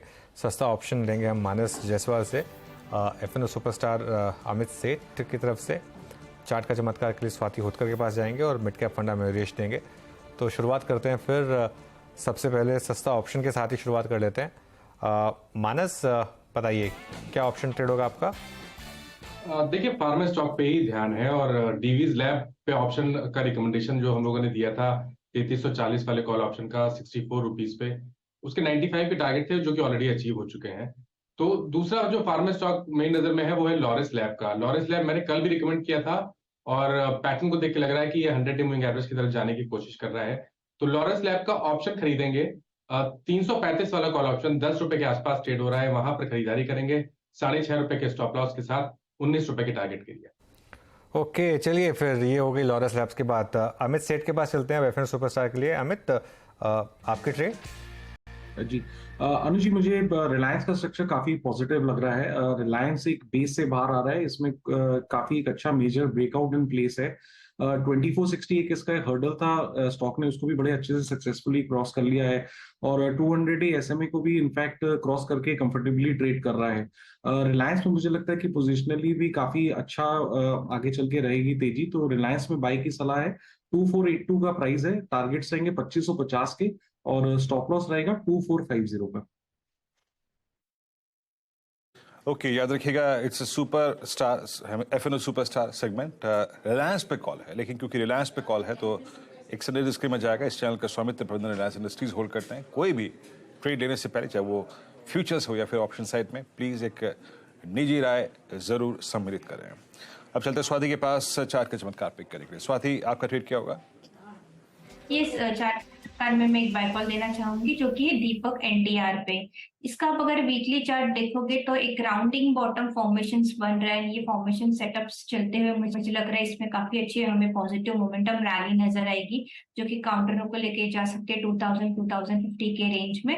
ऑल्सो द इम्पोर्टेंट फैक्ट कि 20 DMA के ऊपर अच्छा खासा वेल प्लेस्ड है, मार्केट करेक्ट कर रहा था, इसमें कोई मेजर हमें सेल ऑफ नजर नहीं आ रहा है। काफी कंसोलिडेशन ब्रेकआउट मुझे नजर आ रहा है, तो इसके लिए मैं कहूंगी करंट लेवल पे आप बाय कीजिएगा जो कि 1949-50 के रेंज में चल रहा है। 1920 का स्ट्रिक्ट स्टॉप लॉस रखिएगा for exit target of 2040। Okay, Swati ji का ट्रेड है दीपक नाइट्राइट। ये ट्रेड हमने सुबह सुबह पिक किया था और अच्छा मूव भी मिला आशीष बहती जी के साथ। अब चलते हैं मिड कैप फंड मयूरेश की कॉल जानने के लिए। मयूरेश जी क्या पिक करेंगे आप मिड कैप में आज? आफ्टरनून वीरू जी। तो NBFCs पे ही फोकस है। जैसे मैं L&T फाइनेंस की बात कर रहा था 98-99 के ऊपर। Sundaram finance is something that we like. दो तीन चीजें जो हो रही है, एक जो एसेट्स अंडर मैनेजमेंट है स्टैंड अलोन एंटिटी का लगभग 34,000 करोड़ हो गया है कंसोल बेसिस पे, अराउंड 52-53,000 करोड़, जहां पे वृद्धि हमने 12 से 14% की देखी है ओवरऑल बुक पे। एट द सेम टाइम अगर हम डिसबर्समेंट्स की बात करें तो 9 महीनों तक इस वित्त वर्ष के लिए इन्होंने लगभग 15,500 करोड़ डिसबर्स किए, which is a growth of more than 60% for Sundaram Finance. Even with such large advances, Viru ji, जो एसेट क्वालिटी है वहां पे सुधार ही देखने मिला है। इनफैक्ट GNPA 2.43 पे है अगेंस्ट 3.39 और नेट एसेट्स 1.35 पे अगेंस्ट 2.10। मुझे लगता है यहाँ पे और भी इंप्रूवमेंट होगी going forward as the next few quarters proceed. Cost to income ratio थोड़ा हायर साइड पे आया था, थोड़ी प्रोविजनिंग इन्होंने बढ़ाई थी, बट कहीं ना कहीं आई थिंक 30% के नीचे ये वर्ष में सेटल होना चाहिए। और इसकी वजह से आई थिंक जो रिटर्न रेशियोज है स्पेसिफिकली ROAs और ROEs, इसमें एक सिग्निफिकेंट इजाफा देखने मिला है। ROAs एट 2.8% 9 months FY23 और ROEs स्टैंड अराउंड 15% और 9 months FY23। Cash flow strong होने के कारण डिविडेंड यील्ड भी 1% के आसपास है। CET1 जो बहुत इंपॉर्टेंट कैपिटल एडुकेसी रेशियो होता है NBFCs के लिए, वो लगभग 17.5% के ऊपर 17.8 टू बी प्रिसाइज है, which is one of the best in the NBFC space. So Sundaram finance पे बिल्कुल ध्यान दें। 27 का हम लक्ष्य मान के चल रहे हैं स्टॉक पे। 2320 का स्टॉप लॉस। क्लियर डिस्क्लेमर, ये स्टॉक पे पर्सनल होल्डिंग नहीं है, क्लाइंट्स को बताया हमारे रिसर्च नोट्स थ्रू, क्लाइंट्स के पास बिल्कुल होल्डिंग्स। ओके, चलिए, तो ये हो गई आपकी चार्ट ट्रेड्स। SRF के नंबर्स आए और ऐसा लग रहा है कि पोल देख, मतलब बिल्कुल पोल देख कर नंबर्स लाए गए हैं। 562 करोड़ का प्रॉफिट, 560 करोड़ का पोल था, 3778 करोड़ का रेवेन्यू, 3769 करोड़ का पोल था और 931 करोड़ का EBITDA और 930 करोड़ का पोल था। तो मतलब एक आशीष जैसे कहते हैं ना, मक्खी पे मक्खी बिठाई है। बिल्कुल बिल्कुल, वो भी SRF जैसी कंपनी जहाँ पर बहुत टफ होता है कई बार, लेकिन खैर इस बार बिल्कुल पोल के हिसाब से नंबर्स आए और SRF सुबह से स्ट्रांग था। आप जरा एक बार चार्ट देखते हैं SRF का, थोड़ी प्रॉफिट टेकिंग यहाँ पर हायर लेवल से आ रही है। लेकिन फिर कल के नंबर्स डिस्कस कर लेते हैं। हाँ, और कल ऑफ कोर्स दिग्गजों में L&T रेडार पर रहेगा और फिर गोदरेज कंज्यूमर, एस्कॉर्ट्स, कई दूसरी कंपनियों के नंबर्स आएंगे। लेकिन पहले जो सबसे रेलेवेंट है वो है L&T और हमारे साथ अब सुमित जुड़ गए हैं बताने के लिए। सुमित, बताइए क्या एक्सपेक्ट किया जाए? देखिए, लार्सन एंड टूब्रो सबसे बड़ी कंपनी कल जिसके नंबर्स आने वाले हैं और ये बहुत सही जंक्चर पे, ऑल टाइम हाई से करीब है। कैपिटल गुड स्पेस के नंबर्स वैसे ही बढ़िया आ रहे हैं और उसके बीच में L&T अपने नंबर्स पोस्ट करेगा। बाजार ये अनुमान लगा रहा है कि जो गाइडेंस कंपनी ने दी थी उसको एक्सीड कर जाएगा इस बार। रेवेन्यूज फ्रंट पे करीब 60,000 करोड़ रुपए का रेवेन्यू और 4200 करोड़ रुपए का मुनाफा, 15% की जंप यहां पर देखने को मिल सकती है रेवेन्यूज फ्रंट पर। इसके अलावा मार्जिन्स करीब फ्लैट, 12.25% के आसपास के मार्जिन थे पिछली बार भी, इस बार भी 12.25% ही रहेंगे।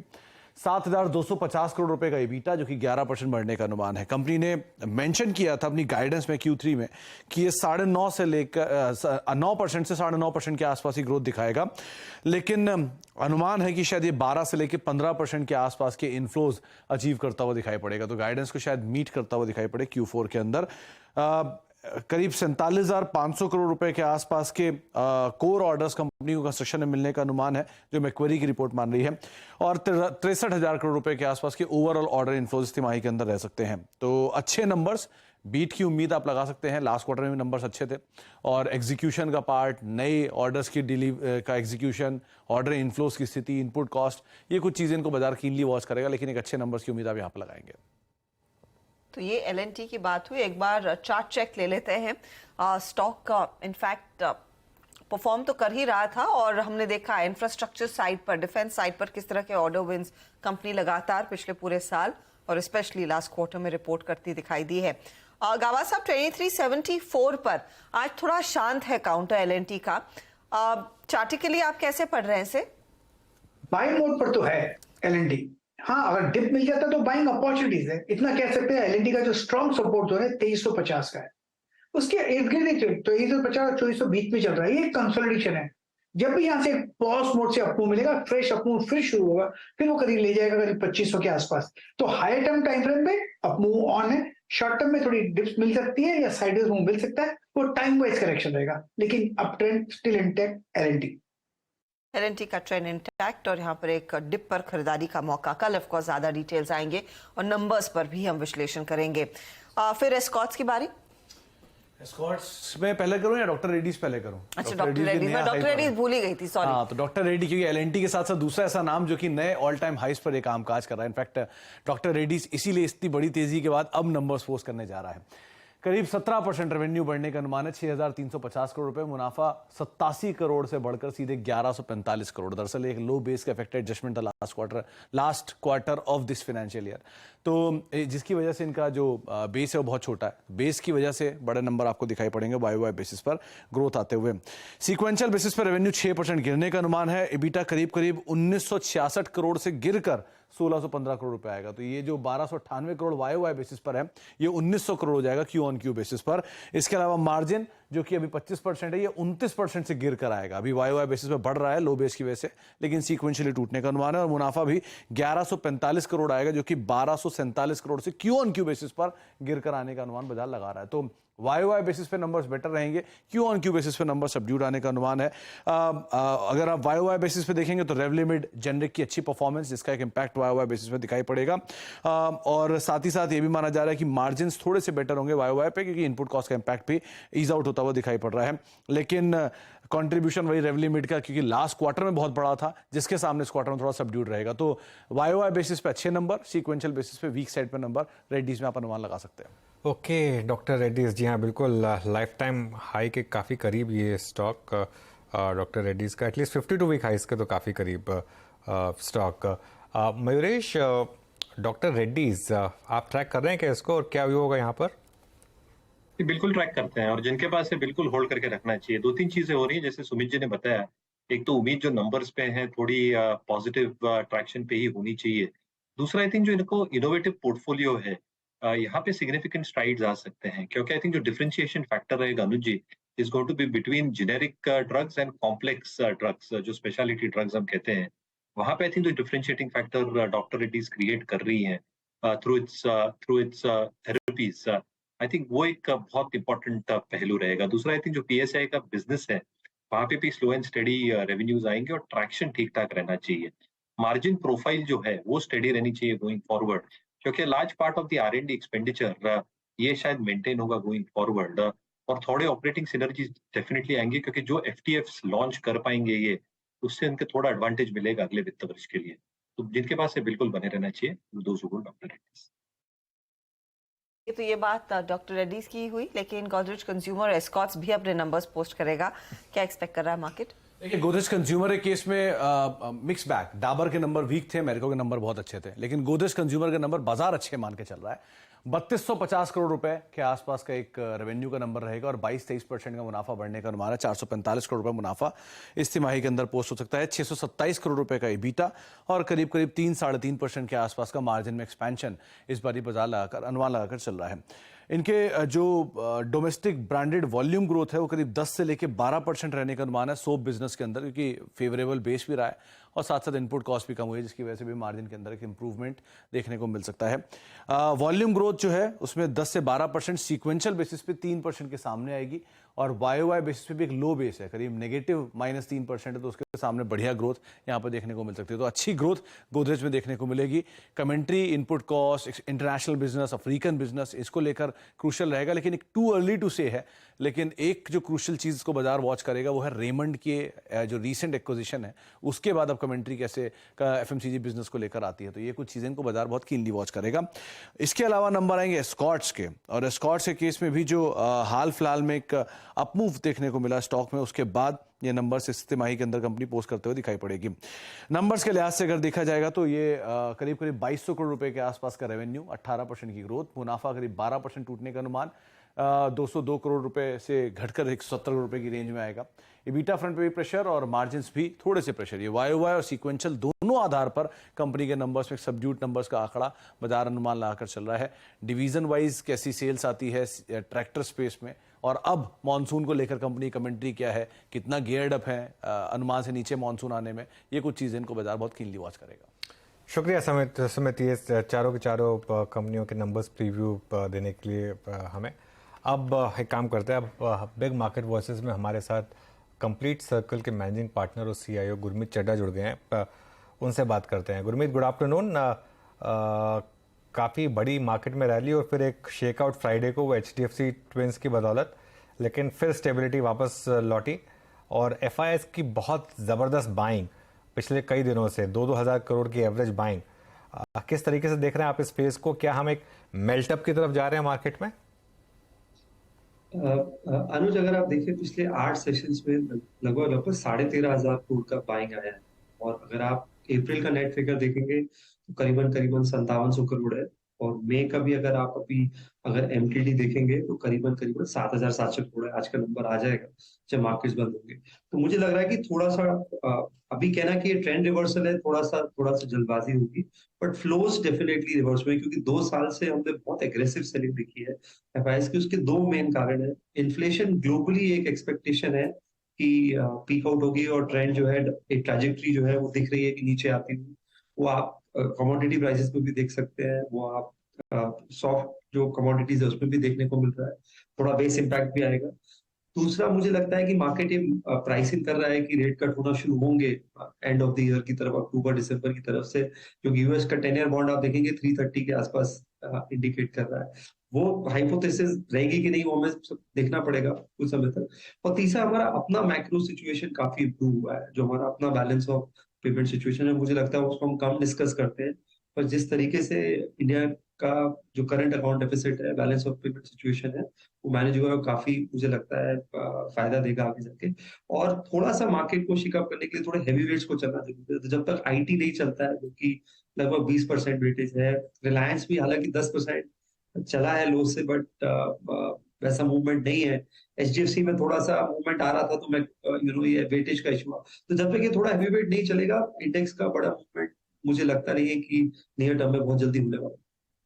ओके, अच्छा गुरमीत, क्योंकि बात हल्की सी HDFC की हुई, वो जो फ्राइडे का न्यूज़ फ्लो आया MSCI वाला, उसको आप किस तरीके से देख रहे हैं? क्योंकि फंडामेंटली तो ऑब्वियसली कोई इम्पैक्ट नहीं है, लेकिन टेक्निकली एक बड़ा इम्पैक्ट था और काफ़ी सेलिंग आई, और considering stocks almost all time high पे थे, तो शायद उसकी वजह से थोड़ा और प्रेशर आया। लेकिन इस समय इन स्टॉक्स को लेकर क्या व्यू होगा आपका?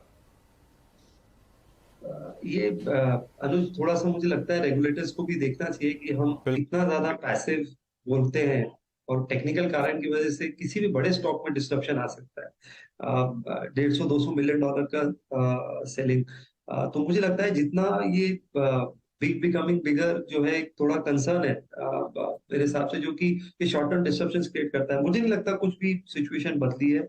मेरा अभी भी मानना है कि जब मर्जर कंप्लीट होगा, स्टॉक्स में और लेग्स हैं, काफी सारे स्पेसेस में बहुत सिनर्जी आएगी, चाहे वो होम लोन है, मॉर्गेज बिजनेस में पर्टिकुलर क्रॉस सेल अपॉर्चुनिटी है।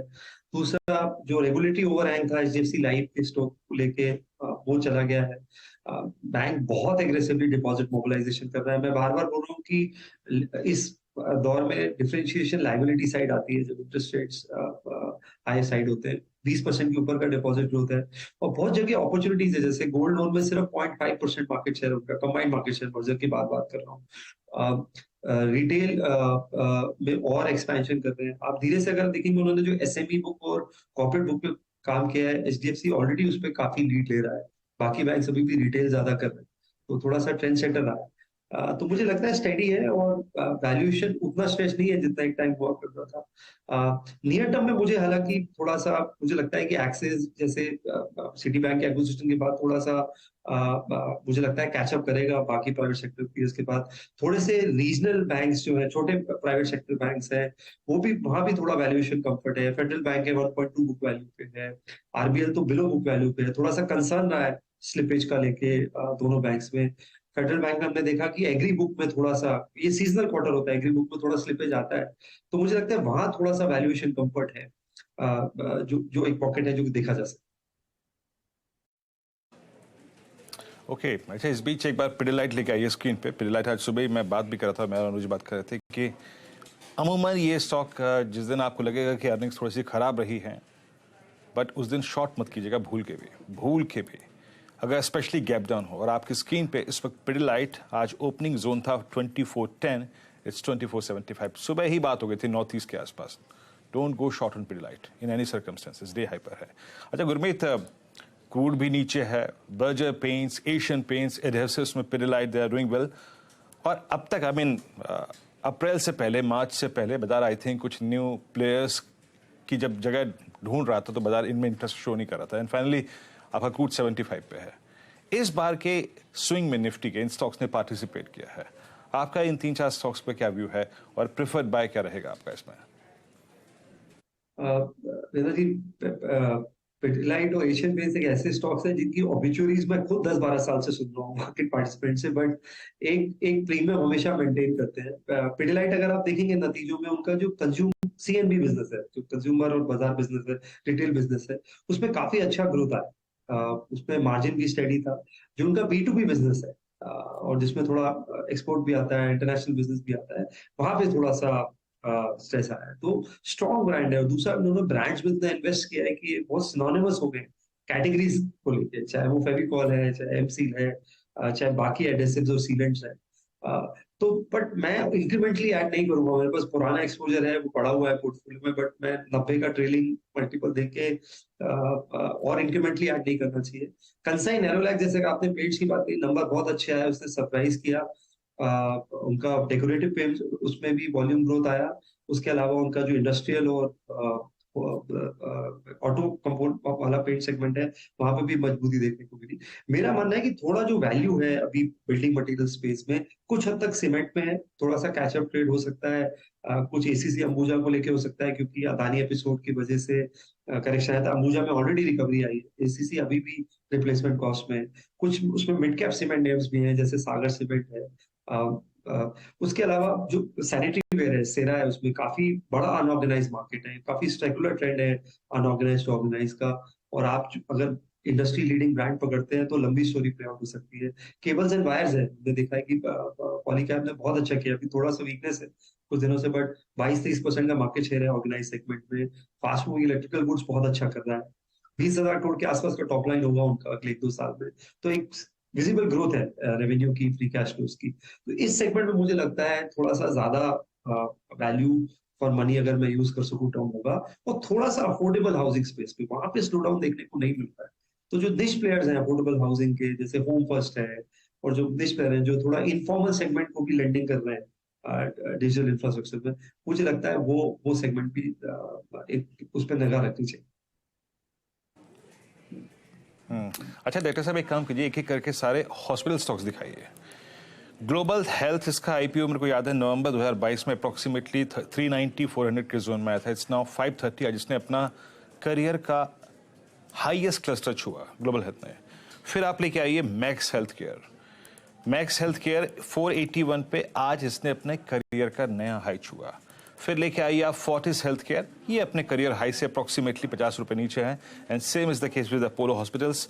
अपोलो हॉस्पिटल्स आपकी स्क्रीन पर आएगा 4593 पे, ये अपने करियर हाई से सब्सटेंशियली नीचे है। इसका करियर हाई है 5918, अभी करीब 4593। गुरमीत, आपकी बाय लिस्ट में कोई है इनमें से स्टॉक, और स्पेशली जो डिफरेंशियल बिटवीन प्रीवियस हाई और जो सीएमपी पे है अपोलो के, वो कैसा लग रहा है आपको? क्या ये एक अच्छा कैंडिडेट है इस वक्त इस स्पेस में एक्सपोजर देने के लिए, और आपका प्रेफर्ड बाय क्या है इस स्पेस में? थोड़ा एक्सपेंसिव है, डिस्पाइट जो आपने बोला, जो थोड़ा करेक्शन आया है निफ्टी इंक्लूजन के बाद, हमने काफी बड़ा मूव देखा था अपोलो हॉस्पिटल में, और ओवरऑल जो सेगमेंट है उस पर ग्रोथ स्टोरी इंटैक्ट है। आपका जो एवरेज रेवेन्यू पर ऑक्यूपाइड बेड हम बोलते हैं वो बढ़ रहा है। ओपीडी में हमने देखा है कि मूवमेंट है। इलेक्टिव सर्जरीज की वजह से जो एवरेज रेवेन्यू आ रहा है उसमें भी उछाल है। उनका जो फार्मेसी बिजनेस है वो अच्छा कर रहा है। डिजिटल बिजनेस में काफी इन्वेस्ट कर रहे हैं जो अपोलो 24/7 है। तो बड़ा इंटीग्रेटेड हॉस्पिटल और हेल्थ चेन है जो कि वो बनना चाहते हैं। पर शायद मुझे लगता है वैल्यूएशन जो है थोड़ा हायर है। एक और निश प्ले है इसमें, रेनबो हॉस्पिटल है जो कि चाइल्ड पीडियाट्रिक सर्जरीज और केयर में स्पेशलाइज करता है। हम उसको भी ट्रैक करते हैं, बट थोड़ा वैल्यूएशन कंफर्ट कम है। मुझे थोड़ा सा ब्रांडेड जेनरिक्स ज्यादा अच्छा लगता है, और थोड़ा सा ये जो हमने अभी बड़ा करेक्शन देखा है सीडीएमओ स्पेस में, एपीआई स्पेस में, हमने देखा सिंजीन के नंबर जैसे ही थोड़े से अच्छे आए, स्टॉक ने बहुत अच्छा किया है। और लॉरस में डिस्पाइट खराब रिजल्ट्स थोड़ा सा मूवमेंट देखने को मिला है कि बाजार थोड़ा फॉरवर्ड लुकिंग है।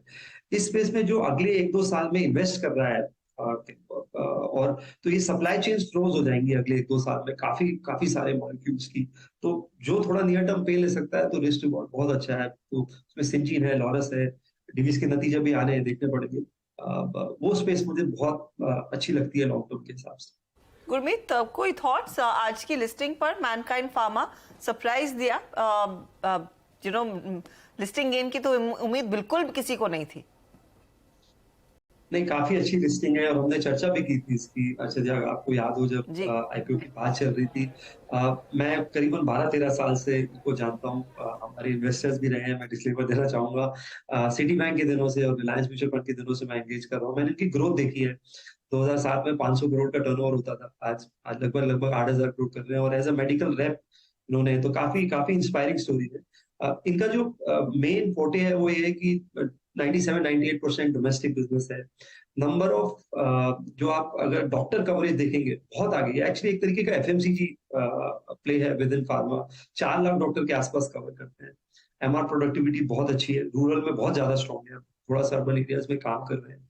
इनके जो कंज्यूमर हेल्थ केयर ब्रांड्स हैं, चाहे वो पेगा न्यूज है, अनवांटेड 72 है, कॉन्डम्स में काफी अच्छा कर रहा है। वो सेगमेंट धीरे धीरे ग्रो कर रहा है, हालांकि अभी करीबन 8% ही है, और करीबन 9 ऐसी थेरेपीज है जहां इनका 200 करोड़ से ऊपर का टॉप लाइन है। तो बड़ा अच्छा स्टेडी बिजनेस है, मुझे लगता है अच्छा करेगा। शायद लिस्टिंग गेन इतना हो गया है कि शायद नियर टर्म अपसाइड हो सकता है कैप हो जाए, क्योंकि वैल्यूएशन थोड़े से ऊपर चले गए। बट बड़ा अच्छा स्टेडी स्टॉक है, और अगर लॉन्ग टर्म पोर्टफोलियो में रखना, और अगर थोड़ा आगे जाके और रीजनेबल प्राइस मिलते हैं तो बिल्कुल ऐड किया जा सकता है। अच्छा, आपने चर्चा की शुरुआत में कहा था दिग्गज आईटी कंपनियों को परफॉर्म करना चाहिए अगर यहाँ से और कुछ बेहतर प्रदर्शन दिखाए, लेकिन ये मिड कैप आईटी पर जिस तरह का प्रदर्शन स्पेशली आज देखने को मिला है, और लार्जली अगर नंबर्स को एनालाइज करें, उनकी स्थिति काफी ज्यादा बेहतर है compare to what Infosys had to go through. यहाँ पर आपकी क्या राय है? क्या मौके दिख रहे हैं आपको, और कमिटमेंट रहेगा क्या निवेश का? एक क्वार्टर में वेट करना चाहूंगा। यदि हम लोग ऑलरेडी इन्वेस्टेड हैं टेक में सम एक्सटेंट तक, मुझे लगता है डिफरेंशिएशन हो रहा है। जैसे बिरला सॉफ्ट के नतीजे अच्छे आए, टीसीबी उन्होंने $285 मिलियन का बताया, तो थोड़ा सा पॉजिटिव रिएक्शन आया।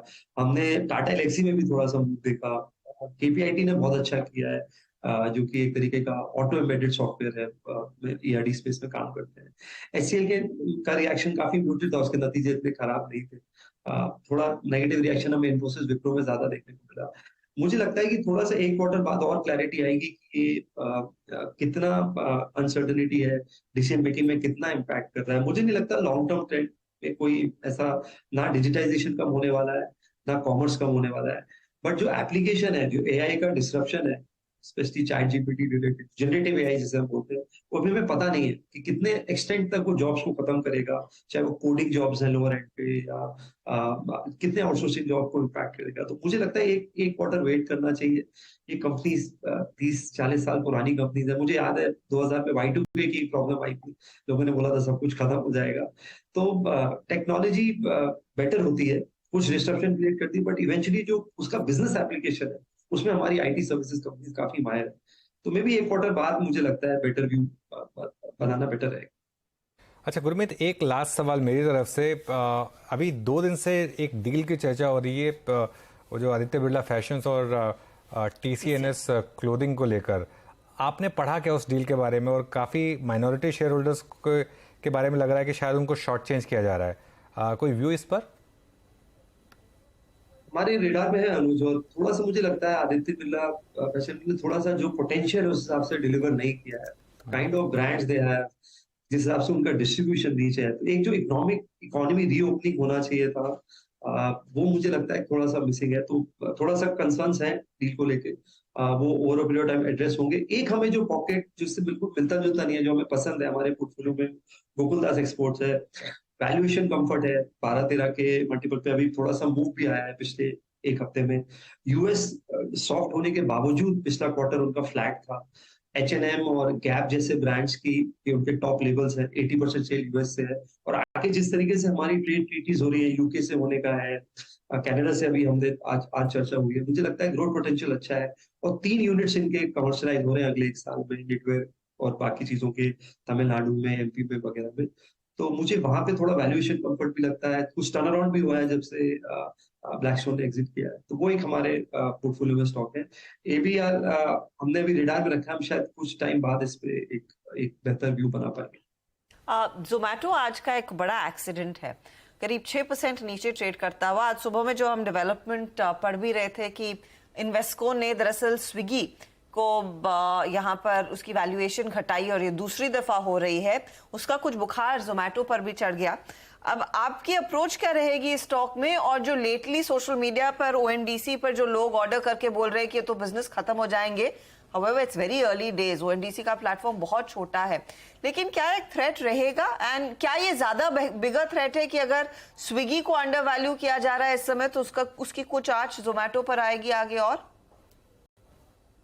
बिल्कुल आएगी, और मैं ये बात पहले भी बोला है कि ये स्पेस इतना डिस्ट्रप्शन है कि इसमें आप 2030-32 का जब आप नंबर लेते हैं तो वो थोड़ा सा आयरनी है, क्योंकि पूरा स्पेस ही इतना डिस्ट्रप्टिव है। ONDC अभी कहना थोड़ा अर्ली होगा, बट बहुत लोग कहते हैं जो मेरे सर्कल में कि ये यूपीआई मोमेंट है ई कॉमर्स में, जैसे जो यूपीआई ने पेमेंट स्पेस को किया था। तो मार्जिन और जो टेक रेट है जो अभी 20-22% का है, उस पर डेफिनेटली इम्पैक्ट आएगा।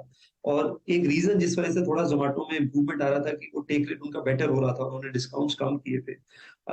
और अब मुझे ये लगता है जैसे कि जो कुछ स्पेस में आपको ना श्रिंक करना शायद ज्यादा प्रॉफिटेबल हो। आई थिंक बहुत सारे ये जो न्यू एज कंपनीज है उनको ये डिसाइड करना चाहिए। जैसे जोमेटो के केस में आपने देखा कि 6 या 8% लोग 75% ऑर्डर्स करते हैं। तो मे बी लॉयल्टी प्रोग्राम्स और श्रिंक करना बिजनेस को प्रॉफिटेबली शायद ज्यादा प्रॉफिटेबल हो लॉन्ग रन में। और उनके पास जो डिलीवरी फीट है उसका और उनको वैल्यू एडिशन सोचना चाहिए। तो काफी स्ट्रेंथ है, बहुत बड़ा कस्टमर बेस है। और मुझे लगता है जो डेली फूड डिलीवरी वाला जो उनका ब्लिंकिट का है, ये ब्लीडिंग बिजनेस है। किसी को इसमें ना अभी पैसा बना है, ना मुझे लगता है फ्यूचर में पैसा बनने वाला है इसमें। तो थोड़ा अगर कैपिटल एलोकेशन बेटर करेंगे, पिवट करेंगे, थोड़ा शायद श्रिंक करेंगे बिजनेस को, प्रॉफिटेबल ग्रोथ देंगे, तो मुझे लगता है अभी भी अच्छा कर सकते हैं। बट मैं इस स्पेस से दूर रहना चाहूंगा, क्योंकि ये एनवायरमेंट ऐसा है कि कोई कंपनी अगर लॉस मेकिंग है और इतना डिस्ट्रप्शन दे रही है, तो market can be very punishing. Okay Gurmeet, शुक्रिया फिर जुड़ने के लिए हमारे साथ और ये सारी बात रखने के लिए। चलिए अब आज की ट्रेड पर फोकस करते हैं वापस और यतिन के पास चलते हैं डीलिंग रूम चेक के लिए। Yatin, good afternoon. Good afternoon. और आज अगर हम देखें तो फार्मा स्टॉक्स में काफ़ी हलचल है। आज लुपिन रिजल्ट्स के पहले काफ़ी ज़बरदस्त तरीके से मोमेंटम में है। इनफैक्ट स्टॉक अपने डेज हाई पे है। ओपन इंटरेस्ट में भी आपने देखा है लॉन्ग एडिशन हुए और डीलर्स को लगता है यहाँ एक BTST करके चलें। तो लुपिन रिजल्ट्स जो पोस्ट मार्केट आने वाले हैं उसके पहले डीलर्स जो है खरीदारी की सलाह यहाँ दे रहे हैं। उनको लगता है कि स्टॉक में यहाँ से भी 15 से 20 रुपए की अपटेक आपको देखने को मिल सकती है 1-2 ट्रेडिंग सेशंस में। ऑब्वियसली रिजल्ट्स का इम्पैक्ट तो देखने लायक होगा कैसे होता है, लेकिन हाँ अभी रिजल्ट्स के पहले पहले अक्यूमुलेशन दिख रहा है। रेन इंडस्ट्रीज ये एक स्टॉक है और हमने ये देखा है कि कोकिंग कोल के दाम ग्लोबली कम हुए हैं और उसके सामने जो कंपनी एक प्रोडक्ट बनाती है उसका एक केमिकल जो डेरिवेटिव है सीपीसी यानी कैल्सिफाइड पेट्रोलियम कोक, वहाँ भी ग्लोबली दाम गिरे हैं। चाइना ओपनिंग अप की वजह से काफ़ी दामों में गिरावट हुई है और HNIs यहाँ जो है वो शॉर्टिंग कर रहे हैं। इनफैक्ट डीलर्स को लगता है 4 से 5% की यहाँ डाउनटेक होनी चाहिए क्योंकि काफ़ी चाइनीज़ कंपनीज यहाँ प्रोडक्ट प्राइसेस काट रहे हैं। तो ये एक स्टॉक है जो आज HNI डेस्क पे काफ़ी एक्टिव है सेल साइड पे। ओके, चलिए फिर ये दो स्टॉक्स डीलिंग रूम रेडार पर, रेन इंडस्ट्रीज और लुपिन। यतिन शुक्रिया। BTST कॉल्स लेना शुरू करते हैं अब।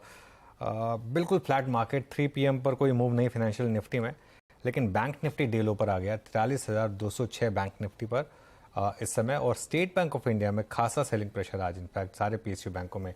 गाबा सर, BTST या STBT? BTST लेते हैं। डिवीज लैब 3,400 का टारगेट रहेगा, ट्रेड कर रहा है 3378 पर, बस 8 रुपए का स्टॉप 3370। डिवीज लैब। ओके, तो डीवीज लैब में एक अपॉर्चुनिटी क्लियरली। मानस, ये तो आपकी पिक थी, आप बताइए आप क्या पिक कर रहे हैं? तो देखिए टाटा कम्युनिकेशन को लेके जाएंगे। हालांकि ऑलरेडी 5-6% ऊपर है, लेकिन जिस तरह का ब्रेकआउट, जिस तरह के वॉल्यूम्स आज देखने को मिले हैं, आई थिंक ये रैली कल भी कंटिन्यू रहेगी। इसलिए टाटा कम्युनिकेशन के फ्यूचर में खरीदारी करेंगे। 1289 के स्टॉप लॉस के साथ आपको खरीदारी करनी है फ्यूचर्स में, और 1350 तक के टारगेट्स इस फ्यूचर में देखने को मिल सकते हैं। ओके, टाटा कम्युनिकेशन आप कैरी कर रहे हैं 1305 पे। स्ट्रॉन्ग मूव के बावजूद, बहुत अच्छे मूव के बाद डे हाई की ट्रिप में लगभग 6.25% ये स्टॉक ऊपर बंद होता हुआ। 2 कॉल्स हो गई। श्रीकांत, आपके कैरी करेंगे वेडनेसडे मॉर्निंग के लिए? वीरेंद्र, मुझे लग रहा है कि कुछ IT स्टॉक्स में एक्टिविटी बन रही है और शायद मुझे लगता है वहां पे कुछ और एक्शन बन सकता है। यहाँ पे हमें लगता है विप्रो को लॉन्ग करके चल सकते हैं, जो 381 382 के करीब ट्रेड कर रहा है। अगर यहाँ से इसमें अगर मोमेंटम अगर बनता है तो वापस ये 395 397 के लेवल्स को अचीव कर सकता है। तो करंट लेवल से विप्रो को लॉन्ग करें, स्टॉप लॉस रखें एट 375। ओके, चलिए विप्रो यहाँ पर एक बाय कॉल। IT में अच्छा मोमेंटम आज। अमित, आपकी ट्रेड BTST या STBT? जी अनु जी, BTST रहेगी। मैं HCL टेक को लॉन्ग करना चाहता हूँ। जैसे कि हमने डिस्कस किया था, HCL टेक अपने सारे मूविंग एवरेजेस के ऊपर ट्रेड कर रहा है और पिछले 4-5 दिनों के हाईस के ऊपर भी कंफर्टेबली ट्रेड कर रहा था। यहाँ पे मुझे लगता है कि एक मोमेंटम बरकरार रहेगा और बनेगा। 1078 का प्राइस है, लगभग 1100 के टारगेट्स रहेंगे और 1068 का स्टॉप लॉस रहेगा। ओके, चलिए ये टेक्निकल BTST कॉल्स खत्म हुई। मयूरेश के पास जाएं इससे पहले एक बार इस क्लोजिंग को थोड़ा सा समझ लेते हैं। थोड़ी सी खराब क्लोजिंग हर्षता, खासतौर से बैंक निफ्टी पर। हालांकि फिन निफ्टी की एक्सपायरी का हमेशा इम्पैक्ट रहता है, लेकिन फिर भी बैंक निफ्टी की क्लोज थोड़ी खराब इसलिए है क्योंकि बैंक निफ्टी में जो फ्राइडे का रेड बार बना था, निफ्टी ने तो पूरा उसको रिकवर किया था, बैंक निफ्टी उसको पूरा रिकवर नहीं कर पाया था कल। उसके हिसाब से आज थोड़ा स्कोप था एक्चुअली बैंक निफ्टी को आउट परफॉर्म करने का निफ्टी के बजाय, लेकिन हुआ नहीं ऐसा। तो इस हिसाब से बैंक निफ्टी की क्लोज खराब है।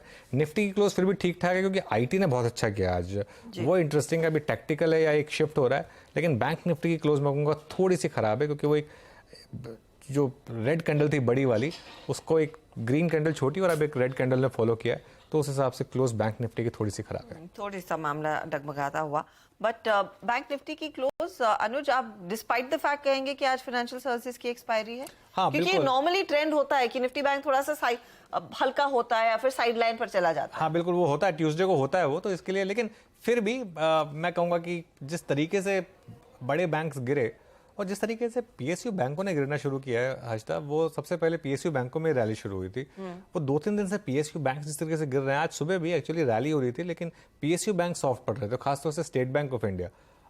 वो थोड़ा सा मुझे थोड़ा परेशान किया उसने। कल देख लेते हैं, वैसे वो अगर टिपिकल ट्यूसडे इम्पैक्ट था या कुछ और, कल पता चल जाएगा हमको। तो ये फिलहाल आपके लिए एक लार्जर व्यू, लेकिन आखिरी मिनटों में देखिए ट्रेड क्या बनता हुआ दिखाई दे रहा है। निफ्टी बैंक जैसे अनुज मेंशन कर रहे थे, उसमें तो एक स्लाइड आ ही गया, लेकिन कुछ स्टॉक्स जिनका उल्लेख करना जरूरी है, जहां पर आज हमने देखा अच्छी हरकत देखने को मिली। एक तो टाटा कम्युनिकेशन जो हमने टाइमली स्पॉट किया था, दूसरा आपका मैक्रोटेक डेवलपर्स, ड्रीम फोक्स जैसे काउंटर्स, अचानक इनमें तेजी बनती दिखाई दी।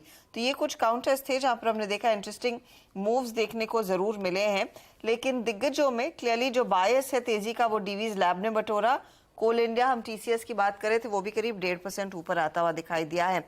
एक्सिस इंडसिंड बैंक के सहारे के बावजूद आपको दरअसल ये निफ्टी बैंक 145 अंकों की गिरावट पर ट्रेड करता हुआ दिखाई जरूर दे रहा है और कल्प्रिट एसबीआई ही है। मयूरेश, अब एसबीआई के नंबर्स आएंगे अगले हफ्ते, एब्सोल्युटली मिड वीक में, आई थिंक थर्सडे को आएंगे। Last of the numbers I guess ये दिग्गज बैंकों में रहेगा। जिस तरह से पोजीशंस अनवाइंड हो रही है, कुछ झटका तो नहीं आने वाला ना?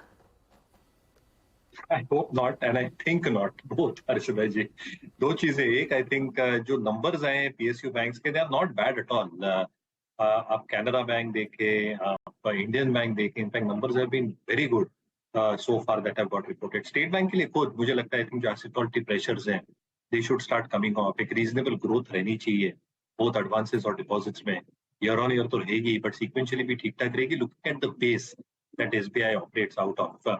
निम्स में थोड़ा मॉडरेशन रहेगा, शायद इसी वजह से शायद थोड़ी आई थिंक घबराहट है बैंकों में। बट कहीं ना कहीं I think moderation in NIMs does not mean एक significant deceleration. I think जो ये एसेट लायबिलिटी अपना एक बैलेंस आउट कर रहे हैं, डिपॉजिट दरें बढ़ती जा रही हैं, बट कहीं ना कहीं आई थिंक इंटरेस्ट रेट शायद कम जाएंगे। My personal call is that before the end of this year, RBI will probably do one rate cut or start the rate cut cycle Indian context में, क्योंकि inflation शायद 4% के आसपास Indian context में आ जाएगा। तो कहीं ना कहीं आई थिंक थोड़ी घबराहट निम्स मॉडरेशन या कॉम्प्रेशन की है, पर मुझे नहीं लगता आई थिंक बहुत ज्यादा कुछ होगा for the system as a whole. And we should have very very strong earnings second half में, which should start rerating these banks again. तो आई थिंक थोड़ी टैक्टिकल प्रॉफिट बुकिंग मेरे हिसाब से हो रही है बैंकिंग स्टॉक्स में, चले हुए बहुत है, कहीं ना कहीं रीएडजस्टमेंट्स हो रहे हैं, but I don't see any outside risk as far as numbers are concerned, even with SBI. Okay, चले भी बहुत हैं, थकान भी बहुत है, सुस्ता रहे हैं banking share, specially PSU banks. आइए एक बार जरा मार्केट ब्रेथ देखते हैं, एग्जैक्टली मार्केट ब्रेथ क्या कह रही है आपकी स्क्रीन पे। और डेरिवेटिव्स में मतलब जो हमारा लॉन्ग शॉर्ट का रेशियो है, लॉन्ग 36, 45 शॉर्ट कवरिंग, 51 शॉर्ट और लॉन्ग अनवाइंडिंग 57, यानी थोड़ी सी प्रॉफिट टेकिंग की फीलिंग आज कल के वनस्पत ज़्यादा थी। महानगर गैस अर्निंग्स, बेटा सॉफ्ट अर्निंग्स, टाटा कम्युनिकेशन अगर आप देखें स्ट्रॉन्ग मूव, करीब 6% ऊपर। दिवीज लैब ने स्ट्रॉन्ग मूव दिया, एक स्ट्रॉन्ग क्लोज की तरफ। एलकेएम आज सुबह से ही फर्स्ट टिक से ही काफी स्ट्रॉन्ग था, तो ये जो सुबह की तेजी थी वो अंतिम दौर तक इन स्टॉक्स में कायम रही। Long buildup, short covering Manappuram में, एलटीआई माइंट्री में, वेदांता में, गुजरात गैस में और इंडस टावर में आज शॉर्ट कवरिंग विजिबल थी। फिर आते हैं जरा शॉर्ट का आंकड़ा देखते हैं कि कहाँ पे विजिबल था, क्या बैंक्स थे। यस एग्जैक्टली, और देखिए कैनरा बैंक कल भी prior to earnings, post earnings सब जगह सिंक हुआ, पीएनबी सिंक हुआ, बैंक ऑफ बड़ौदा आज सुबह से फर्स्ट इंस्टेंस से पीएसयू बैंक्स थोड़ा सा परेशान थे, शॉर्ट बिल्डअप विटनेस कर रहे थे। नेबल्स हाउसिंग फाइनेंस, यूपीएल में अगर आप देखें काफ़ी शॉर्टिंग हुई। और लॉन्ग अनवाइंडिंग प्रॉफिट्स के जो कैश में कन्वर्ट होने का क्रम था वो रेकल फाइनेंशियल्स में, बीएचएल में, डेल्टा कॉर्प में और साथ ही साथ इंडिया सीमेंट्स में और पीएफसीज में अगर आप देखें तो आज थोड़ा बहुत लॉन्ग अनवाइंडिंग देखी गई। अगर आप सेक्टर स्पेसिफिक होकर देखें, आई मीन आज अगर आप सेक्टर्स का रुझान देखें, सबसे ज़्यादा शॉर्ट बिल्डअप कहाँ पे हुआ, अगर मैं ये तो खैर पूरे मार्केट का अगर आप देखें रेशियो था, अगर आप सेक्टर्स के आधार पे देखें तो याद रखिएगा आज सबसे बड़ा जो शॉर्ट बिल्डअप हुआ है जिस स्पेस में है, that's I think banking 3.9% plus chemicals में 4.6% बिल्डअप हुआ। याद रखिएगा यहाँ पे सबसे बड़ा शॉर्ट यूपीएल में 25%, उसके बाद कोरोमंडल में 1.3%, चंबल में 5.4% यहाँ पे शॉर्ट बिल्डअप हुआ। और बैंकिंग में सबसे बड़ा शॉर्ट था, उसके बाद यहाँ पे Canara bank 28%, bank of Baroda 8.5%, PNB 9%, state bank of India करीब 4.5% और कुछ हद तक शॉर्ट ग्रिप आज आईसीआईसीआई बैंक में भी काम करके गई, करीब 3.25% का ओआई बिल्डअप यहाँ पे हुआ बैंकिंग में। और अगर कोई स्पेस आज थोड़ा सा अगर आप देखें स्ट्रॉन्ग था, स्टेबल था, दैट वाज फार्मा। अगर मैं फार्मा में कुछ इंसिडेंट्स को छोड़ दूं, एबट को छोड़ दूं और साथ ही साथ ग्रैनुअल्स, ग्लिनमा को छोड़ दूं, सबसे स्ट्रॉन्ग लॉन्ग बिल्डअप आज देखा गया है डॉक्टर रेड्डीज में, दिवीज लैब में, सिप्ला में, बायोकॉन में शॉर्ट कवरिंग विजिबल थी, अच्छा मूव दिया यहाँ पे। सिंजिन में लॉन्ग विजिबल था, ल्यूपिन में, लॉरस लैब में, डॉक्टर लाल पैथ लैब में। तो एक सबसे स्ट्रॉन्ग अगर लॉन्ग कहीं पर विजिबल था कन्विक्शन के साथ, that was pharma. Nifty pharma index कल भी अच्छा करके गया था। एक बार जरा ऑटो को और देख लेता हूं, ऑटो में क्या हुआ आज, क्योंकि सुबह काफी अच्छे खासे ट्रेड विजिबल थे यहाँ पे। अपोलो टायर्स 8.5% का बिल्डअप, ऑल टाइम हाई पे। स्टिल बाजार एक बहुत स्ट्रॉन्ग कन्विक्शन होल्ड करता हुआ यहाँ पे। अशोक लेलैंड में आज शॉर्ट कवरिंग विजिबल थी, थोड़ा बहुत शॉर्ट कवर हुआ। बजाज ऑटो में थोड़ी सी लॉन्ग अनवाइंडिंग हुई, याद रखिएगा, थोड़े प्रॉफिट्स कैश में कन्वर्ट हुए। बाकी एमएनएम ने आज एक 100-डे एक्सपोनेंशियल मूविंग एवरेज के ऊपर अबव ऑल मूविंग एवरेजेस आज इसने क्लोजिंग देने की कोशिश की है। ओआई बहुत स्लाइट, याद रखिएगा, बहुत स्लाइट, ना के बराबर ऐड हुआ है, बट टेक्निकली एक साउंड क्लोज की तरफ बढ़ता हुआ स्टॉक। और टाटा मोटर्स जिसने आज इस दौर का एक नया हाई छुआ, इट्स 1.4% बिल्डअप यहाँ पे हुआ। और एक मारुति, बहुत सिग्निफिकेंट प्राइस हाइक नहीं था आज, याद रखिएगा, but OI additions higher levels पे भी काफी स्ट्रॉन्ग हुआ, करीब 5.7% का बिल्डअप यहाँ पे था, अच्छा एडिशन हुआ। एक सेक्टर और जिसका जिक्र मैं करना चाहूंगा, उसके बाद हर्षता के पास चलते हैं, जिसमें आज थोड़ा फाइनेंस स्पेस को देखते हैं, जहां पे शॉर्टिंग विजिबल थी। उसमें इंडिया बुल्स हाउसिंग फाइनेंस और साथ ही साथ एक पीएफसी आरईसी के कॉम्बिनेशन में आज शॉर्टिंग देखी गई। और एक बजाज फिनसर्व, एक सब्सटेंशियल मूव के बाद बजाज फिनसर्व में आज शॉर्टिंग थी और साथ ही साथ बजाज फाइनेंस में शॉर्टिंग थी। चलिए अब इस क्लोजिंग को थोड़ा सा देखने के लिए बारीकी से चलते हैं हर्षता के पास वॉल पे। Harshita, over to you. Veeru, साथ ही जाते जाते एक बार टीसीएस पहले स्क्रीन पर ले आते, क्योंकि ये भी डे हाई पर ही बंद होता हुआ दिखाई दे रहा है। अचानक इस स्टॉक में इनफैक्ट पिछले 10-15 मिनटों में अच्छी तेजी बनती दिखाई दी। 3291 के लेवल्स पर ये जाकर टिक रहा है। तो डीवीज लैब एक बहुत स्मार्ट मूवर था आखिरी आधे घंटे में। टीसीएस, डॉक्टर रेड्डीज और साथ ही साथ एसबीआई लाइफ, ये कुछ स्टॉक से जहां पर खरीदारी बनती दिखाई दी। तो मिड कैप आईटी का थोड़ा बहुत जो असर है वो टीसीएस, विप्रो, इन्फोसिस जैसे स्टॉक्स में लगता हुआ दिखाई दिया है। क्लोजिंग पर ये स्टॉक्स तेजी में आए हैं। निफ्टी देखिए कहां जाकर टिक रहा है, एकदम शांत, एकदम सपाट क्लोज 18264 के आसपास। निफ्टी बैंक में 100 पॉइंट तक का नॉक देखने को मिला है आज। लेकिन आज का जो परफॉर्मर आया है वो निफ्टी आईटी है, जहां पर 228 अंकों की बढ़त पर आज हम दिन क्लोज होता देख रहे हैं। निफ्टी आईटी में जो तेजी आई वो लार्जली मिड कैप स्टॉक्स की अगुवाई में थी। आज बिरला सॉफ्ट के नंबर्स पर धमाकेदार तेजी बनती दिखाई दी, वो स्टॉक करीब 7% ऊपर। फर्स्ट सोर्स में 9% तक के गेंस देखने को मिले हैं। टाटा एलेक्सी में हमने देखा जमकर खरीदारी देखने को मिली, इनफैक्ट फर्स्ट सोर्स तो 11% ऊपर जाकर क्लोज हो रहा है। टाटा एलेक्सी 3% ऊपर। एलटीआई माइंडट्री, एलटीटीएस जैसे काउंटर्स, परसिस्टेंट जैसे काउंटर्स, ये पूरा पैक था जहां पर खरीदारी देखने को मिली। और आखिरी आधे घंटे में फिर टीसीएस, इन्फोसिस, विप्रो जैसे ट्रेड्स में भी कुछ कैचअप बनता दिखाई दिया है। तो आज दरअसल टेक्नोलॉजी काउंटर्स का खूब साथ मिला है, खूब सहारा मिला है। दूसरी तरफ कुछ और ट्रेड्स अगर आपके लिए लेकर आए तो गैस कंपनियां, महानगर गैस, एमजीएल के नतीजे अच्छे और उसके बाद स्टॉक को सलामी देती हुई बाजार दिखाई दिया 7% ऊपर।